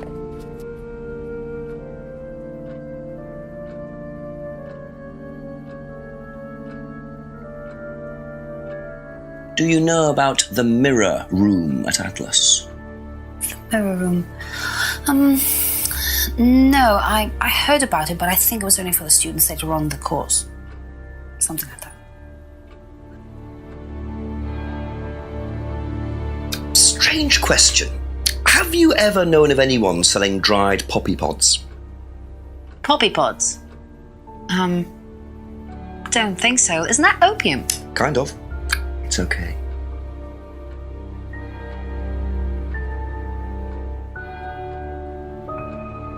Do you know what a prime candidate is at Atlas? Yes, it's what every student wants to be. It's the best student. Apparently you get a great high-paid job afterwards. I don't think that really happens, though. Did you know anyone in the running to be prime candidate? What, like Simon? I don't think they picked Simon, to be honest. Well, he's got too many morals, and you can't have both at Atlas.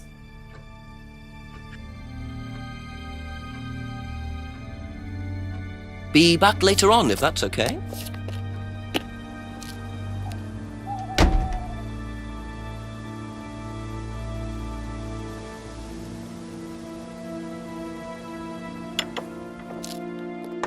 Couple more questions, if that's okay. Can you tell me about the room with the mirrors at Atlas? The one with the combination lock? How did you get in there? I was given the code for the combination. By Ryan? Well, nobody else is allowed to know the code, are they? And not in theory. So how's the room used on the course, then? It's a meditation room where the students can reflect on themselves, literally. And what about the CD? Well, that helps too. It's part of the program.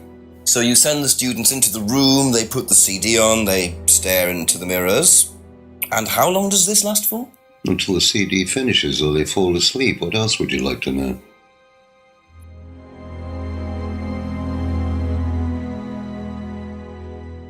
What do you know about poppy pods? Poppy pod? Ever come across anyone selling them, using them? No.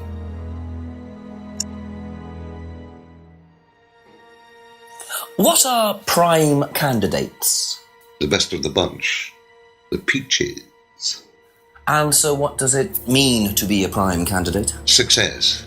We have a special relationship with many major international companies. We provide them with our best students. And they get an instant job. And what do you get out of it? Well, it's a little kickback. It's just business, Inspector.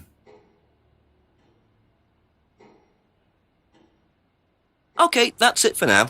Thank you.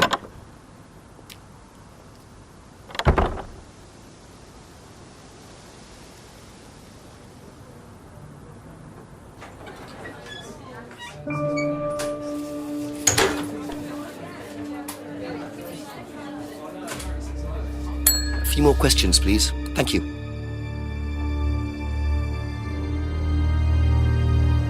Do you know anything about a locked room at Atlas with mirrors in it? Not off the top of my head, no. I think that's a question for Ryan.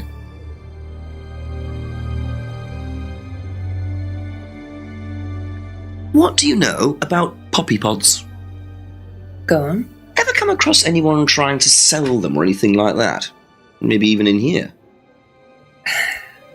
Not that I remember.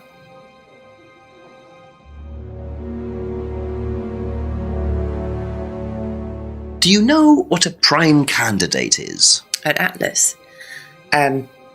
It's the best student. And what does that mean? It means they get a guaranteed job with a very good salary. Well, that's the idea anyway. But? Mostly they aren't up to it. What happens then? They get sacked. Thank you. Probably be back later.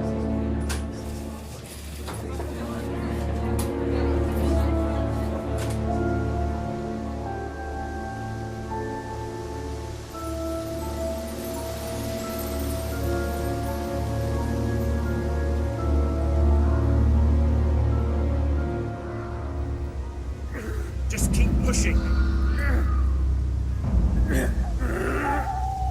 Just keep pushing. Keep pushing. Keep pushing. You can push it all the way in, Tom, if you want to. Excellent, Tom. Excuse me. Would someone care to tell me exactly what's going on here?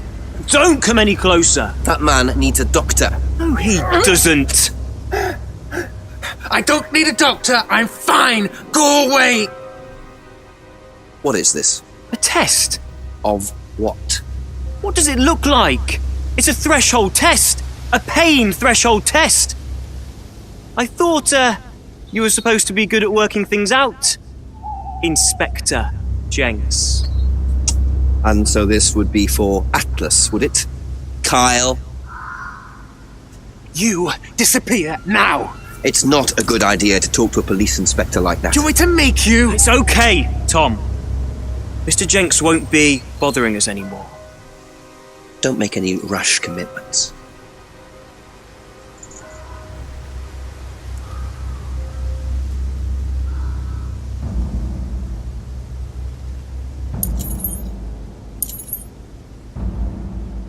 Well, well.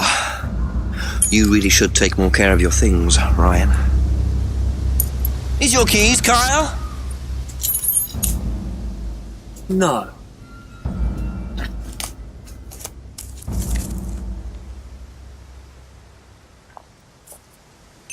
So that's threshold testing, is it? Sticking a skewer through your hand?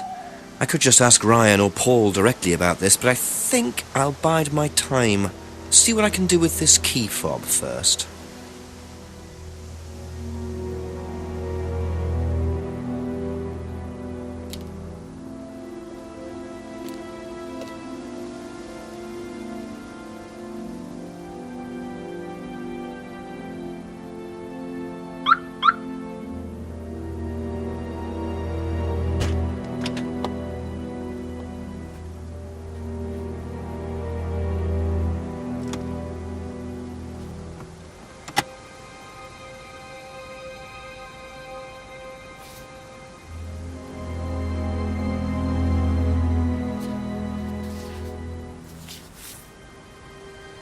Bingo. Well, Ryan, what have you been up to? Be very interesting to see how he explains this one.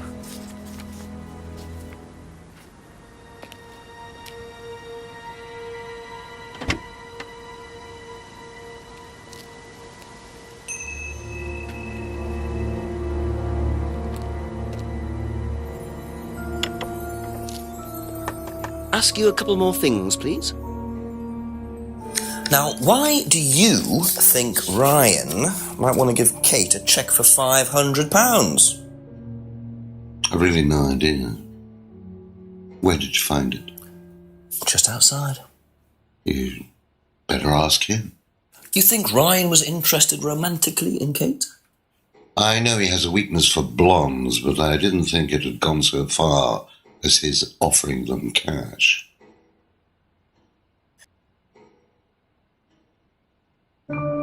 Thank you. Probably be back later.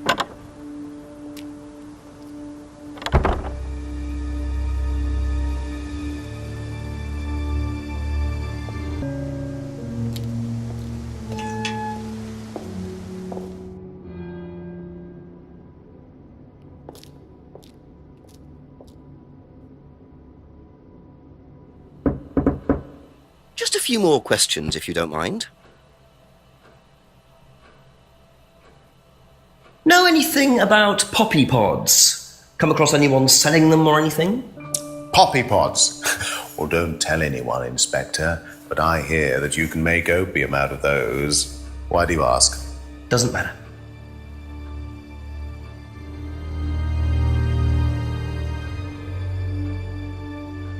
Now, tell me what a prime candidate is. You're learning a lot, aren't you, Inspector? Prime candidates are simply the best students, the ones with the most potential. And what benefits do they get from that? Well, they get the top job. Which is? Well, we have a deal with various multinationals. We train students to be exceptional, truly exceptional. And they get a wonderful top job. It seems a very simple deal. And how do you decide who the prime candidate is? Do you test students? No. Did you ever, say, ask Simon to test Kate, for instance? Oh, you've actually been speaking to Simon, haven't you? I really wouldn't trust anything that Simon Thompson says. You know, he spent the best part of 2 months trying to undermine Kate. No. Now, Simon Thompson, it really isn't my place to speculate, but if you're looking for motives, Inspector, he certainly had a few motives. More than I. A motive to kill her, do you mean? Now, that's very interesting, Inspector. Well, that's up to you to decide.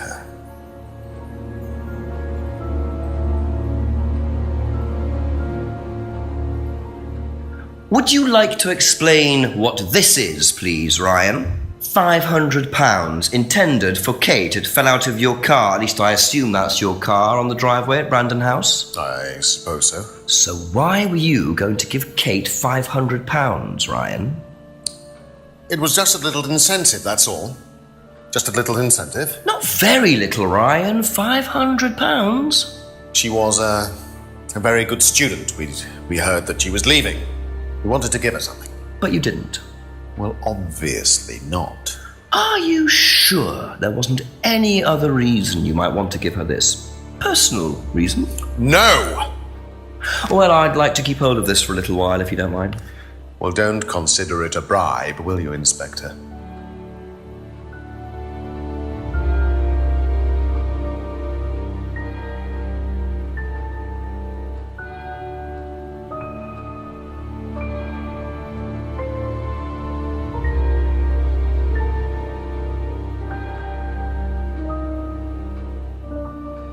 Aha.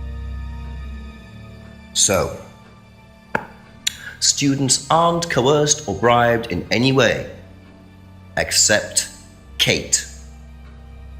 I'm not sure what you mean. You said you were going to give Kate the £500 as an incentive. That's coercion, isn't it? I really don't think you could call it coercion, Inspector. It was an incentive, that's all, a little encouragement. So, how often do you use incentives? Okay, incentive is probably the wrong word. The money was just to see how Kate would respond. It was part of her assessment. Assessment? We have to assess students as they progress. We don't use conventional methods like sitting an exam or anything like that.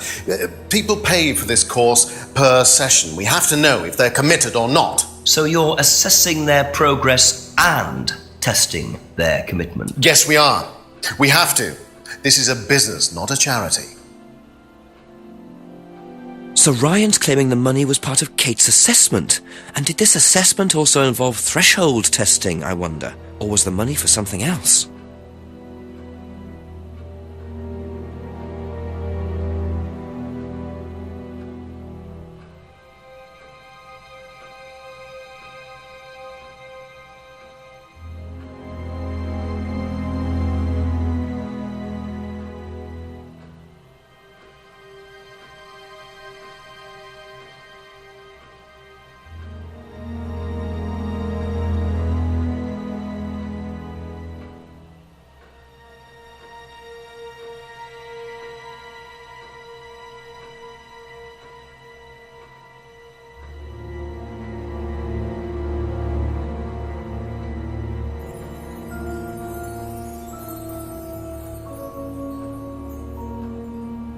Aha.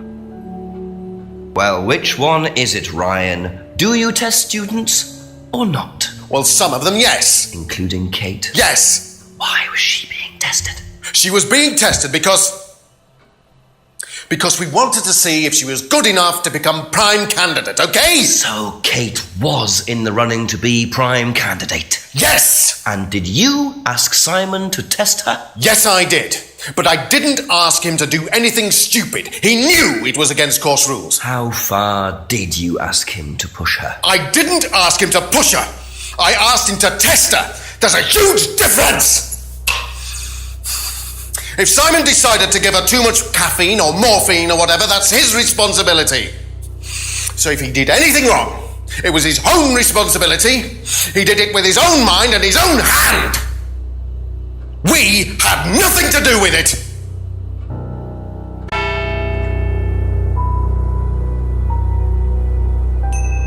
Midnight, and still no suspect, unless you count everyone I've interviewed. It's no surprise that Ryan wants to avoid any suggestion of being responsible for Kate's death, but I wonder if the man protests just a little too much.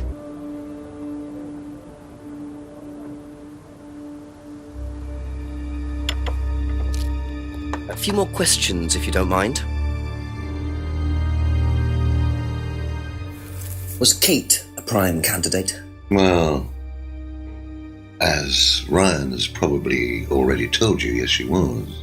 Did you ask Simon to test her? Yes, it's company policy. Leaders don't get involved. And it covers your back, of course. Well, nobody knows the students better than they do, Inspector.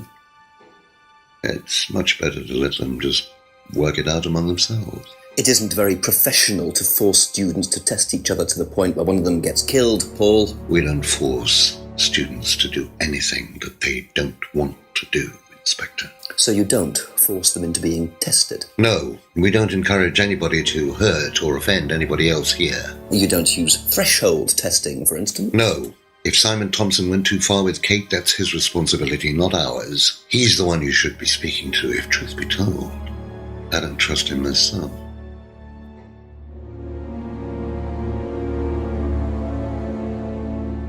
Thank you. Probably be back later.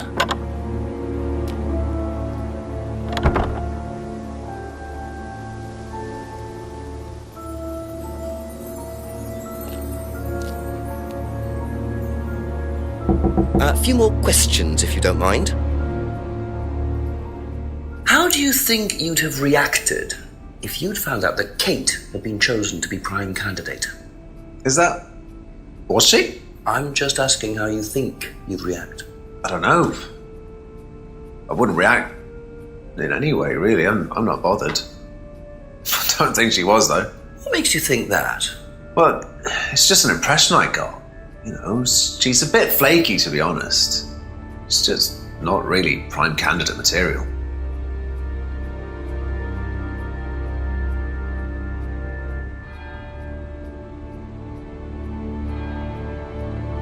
That's all for the moment. Thank you.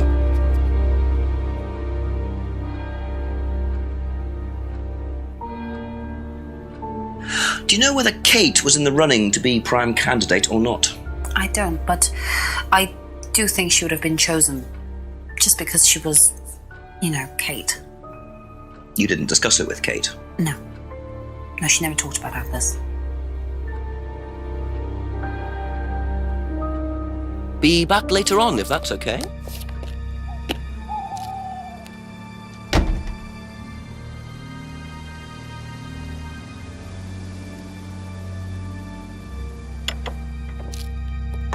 couple more questions, if that's okay?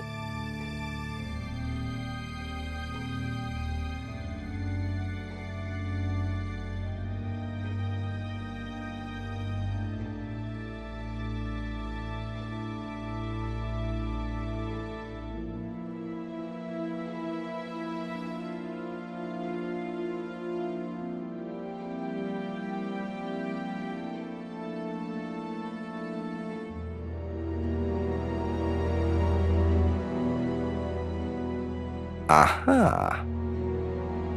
You say you don't endorse threshold testing? That's the phrase, isn't it? Yes. Except you do, Paul. Because you told me that the students use that CD in the mirror room. I've listened to that CD, and it very clearly mentions threshold testing. You keep batting this away, Paul. We don't really use hypnosis. The students aren't really tested, but I am this close to launching a full-scale investigation. Look, we get a kickback from these students, and they have to be exceptional. Of course we have to test them. That doesn't mean we do anything illegal. What do you think we do? Bump off the ones we don't like? Well, that depends on how far you push them, doesn't it? Well, we certainly don't kill them. Nobody here wanted Kate dead. I'm sure they didn't.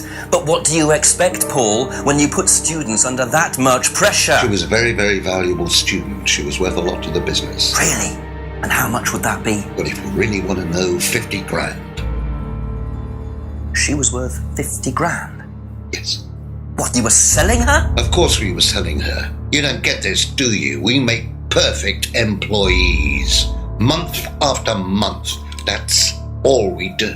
What do you mean, perfect employees? What big business needs, Inspector, more than anything else, is none of this altruistic, goody-goody crap. What we look for is people with ambition, no ethics, push, greed is good, all right? We don't deal with all this comfort stuff. The survival of the fittest. That's all there is. There's no higher purpose, no big plan. There's nothing at the end of the rainbow, except what you have and you can enjoy in the here and now. And what do you enjoy now, Paul?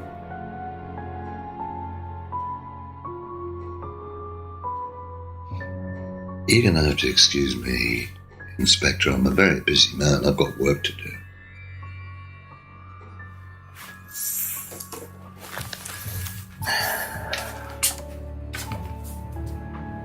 I'll see myself out.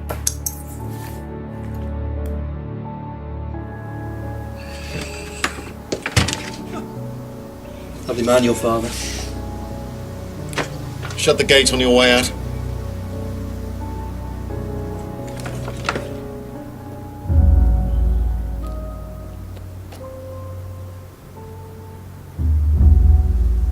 He's doing his level best to shut this place down.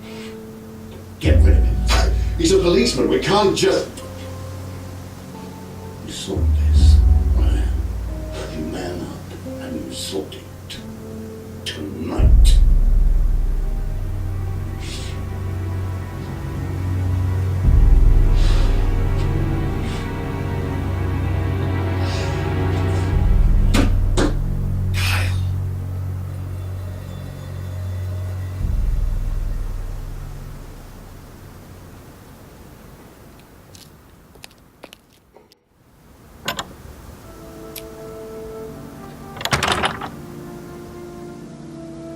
That doesn't sound good.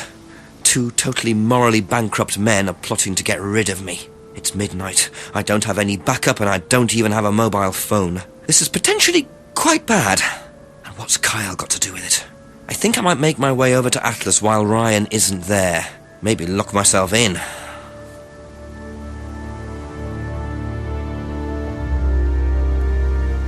Damn. I suppose it was too much to hope that Ryan had left the place open.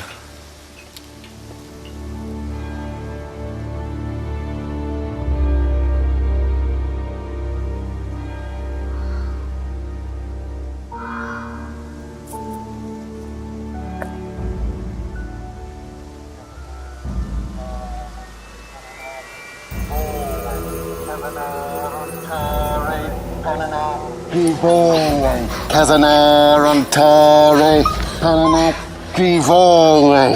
Prove to me that you're man enough to do this, Kyle, and then you can deal with that ridiculous police inspector. What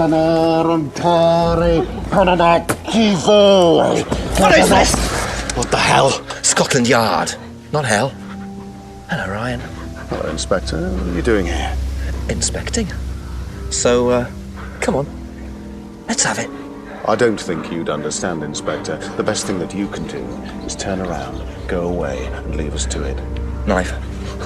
What? That knife gives me a perfect right to stick my nose in, investigate, and interfere. This is all part of the Atlas course. It's a physical endurance exercise. Drop the knife. The knife, Kyle! Kyle. Drop it! Drop it.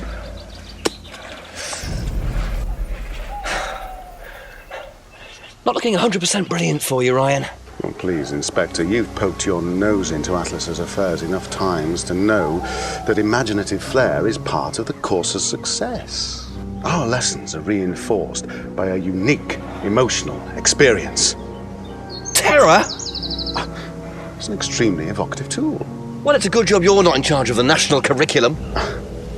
Now look, Inspector, I know what you're trying to do. I know what you're thinking. But believe me, Atlas had nothing to do with the deaths of those people. Eyewitness account of a satanic sacrifice in the woods. That's not what we call circumstantial evidence, Ryan. Simon. Now, I saw Simon walking home with Kate last Friday after the meeting. Now, Simon had some strange idea that he was in the running to become prime candidate. Well, a knob of butter has more chance of becoming prime minister. Oh, wait. So are you telling me that Simon killed her? Well, it seems reasonable. It's likely, isn't it?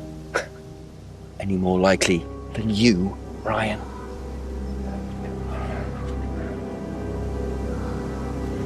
Pig! I know. Police brutality.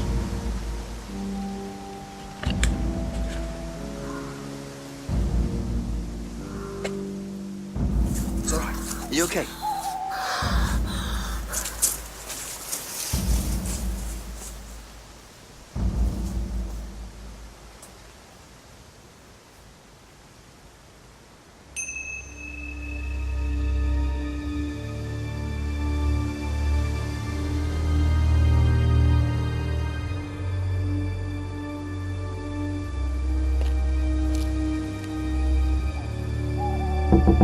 A few more questions, please. Thank you.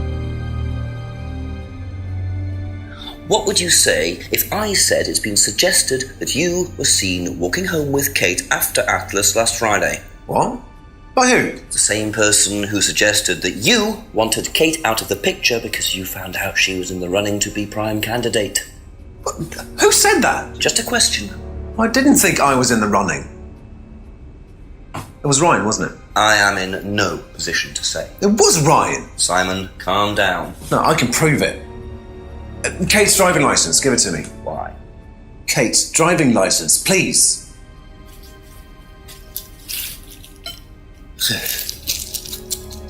See that pattern on the tape there? Let me show you something.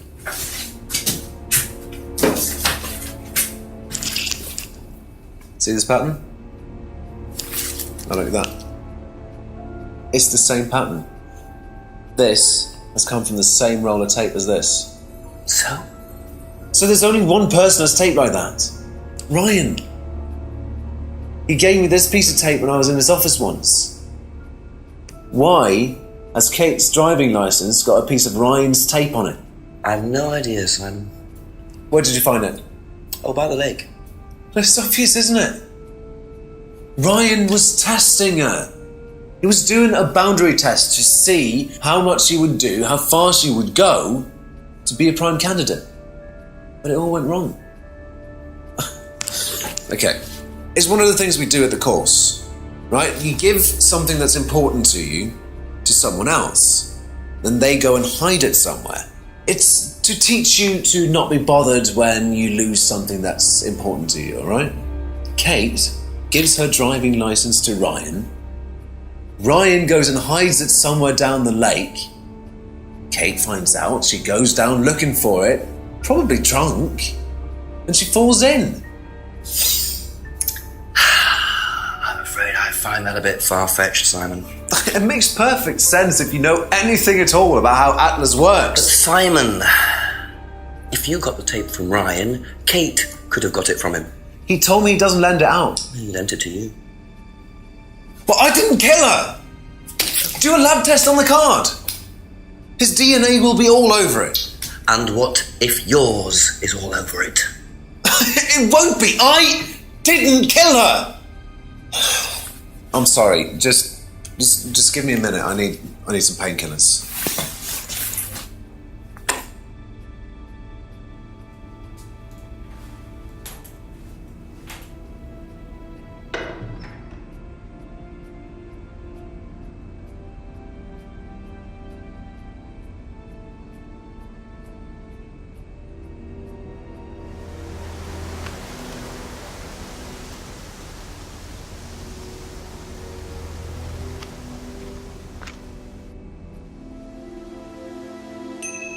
Where did he go in such a hurry? Is he trying to act as suspiciously as possible?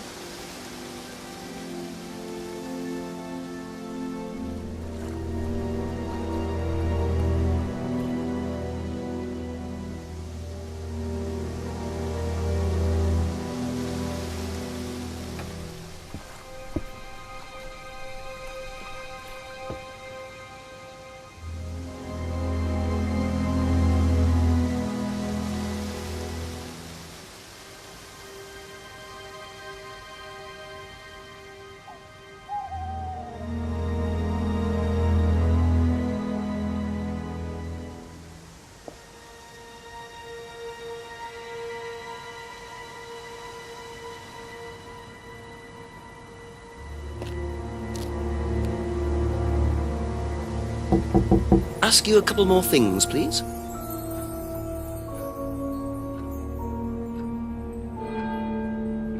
Did Simon mention walking home with anyone after the meeting last Friday? No, he just came home. Why? He didn't mention walking home with Kate. No, definitely not.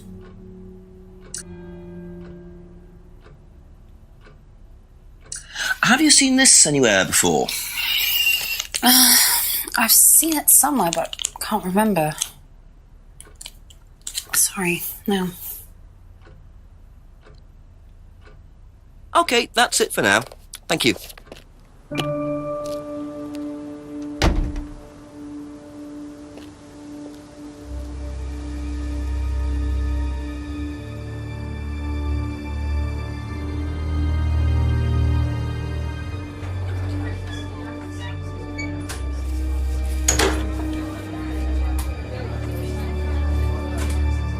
Just a few more questions, if you don't mind.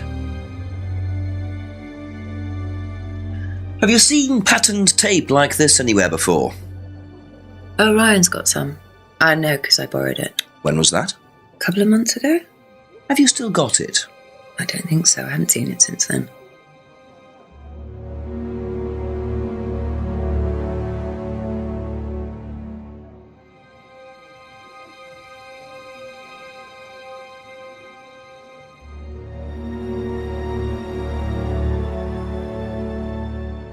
Aha. You last saw that sticky tape 2 months ago, is that correct? Yes. So how come you used it last week to tape over the broken window outside? That's the same tape. Well, I must have been mistaken. You see, the reason I'm asking is that it's exactly the same tape that was found attached to Kate's driving license, found at the scene. The tape that only Ryan has. Ryan, and of course, you. So what are you saying? Who's got the tape now? Do you know where it is? No. No, I don't know where it is. Why are you asking me about this tape? You seem nervous, Rebecca. Is there a problem? Well, you're practically accusing me of having something to do with that woman's murder, aren't you? I wasn't accusing you of anything, Rebecca. Unless there's something you'd like to tell me. No, I wouldn't like to tell you anything. Okay, well, that's fine. Obviously, we'll be swabbing everyone in the area for DNA, so if anything comes up on Kate's license, DNA traces. What'll come up? Nothing will come up. Right, I've had enough. I've got to get back. Rebecca! Would you like to explain to me exactly what is going on? Which bit? The fact that some leggy bitch was trying to steal my husband? I think you had better tell me what you know, Rebecca. Okay. You want to know what I know? Kate Vine seduced my husband and was going to blackmail him. Not only did she sleep with him, that whore did it just for his money, our money. How did you work that out? I heard her. I knew it was her arguing with Emma Bowman. Emma was trying to talk her out of it. And how did she come to be at the lake? She dropped that driving licence thing when she came in. She was drunk, she dropped her bag. I took it out to the woods and stuck it over the lake. Then I waited for her. When she came out, I told her where it was, that someone had just run off into the woods with it. You led her to the lake. She was reaching out over the lake to get it. I didn't do anything, she just fell in. But you let her drown. It was dark, I couldn't see anything, I couldn't help her. Really? Did you try, Rebecca? Well, it was too late. She was just flapping about in the water. It was pathetic, she was making these gurgling sounds. And what did you do? I got a big stick. I just pushed her down with it until she stopped. Well, she was dead anyway. What did it matter? You killed her, Rebecca. But she slept with my husband. She didn't, Rebecca. What do you mean? You got the wrong girl. Who? Emma. It was Emma. Rebecca Rand, I am arresting you for the murder of Kate Vine. You do not have to say anything, but anything you do say may be taken down and will be used in evidence against you. Do you understand? Yes. So, it appears that Kate Vine's death was a tragic case of mistaken identity. But there are some loose threads here. What was Ryan doing with Kyle and that girl in the woods? What if I hadn't interrupted? And what really happened to Liam last year? It seems I've only scratched the surface of Atlas and the Rand business empire. Trying to find out about Paul Rand's past is like peering into dense fog. He gives nothing away and covers his tracks with military efficiency. However, what is known is that Paul Rand has a lot of connections in high places, politicians, celebrities, business leaders. Perhaps James Wilson's ideas weren't too wide of the mark after all. I get the feeling there's still a lot more to learn about the Rand business empire. You're going to have to excuse us. Atlas is closed for the moment, but we'll be open again very soon. Thank you for your interest.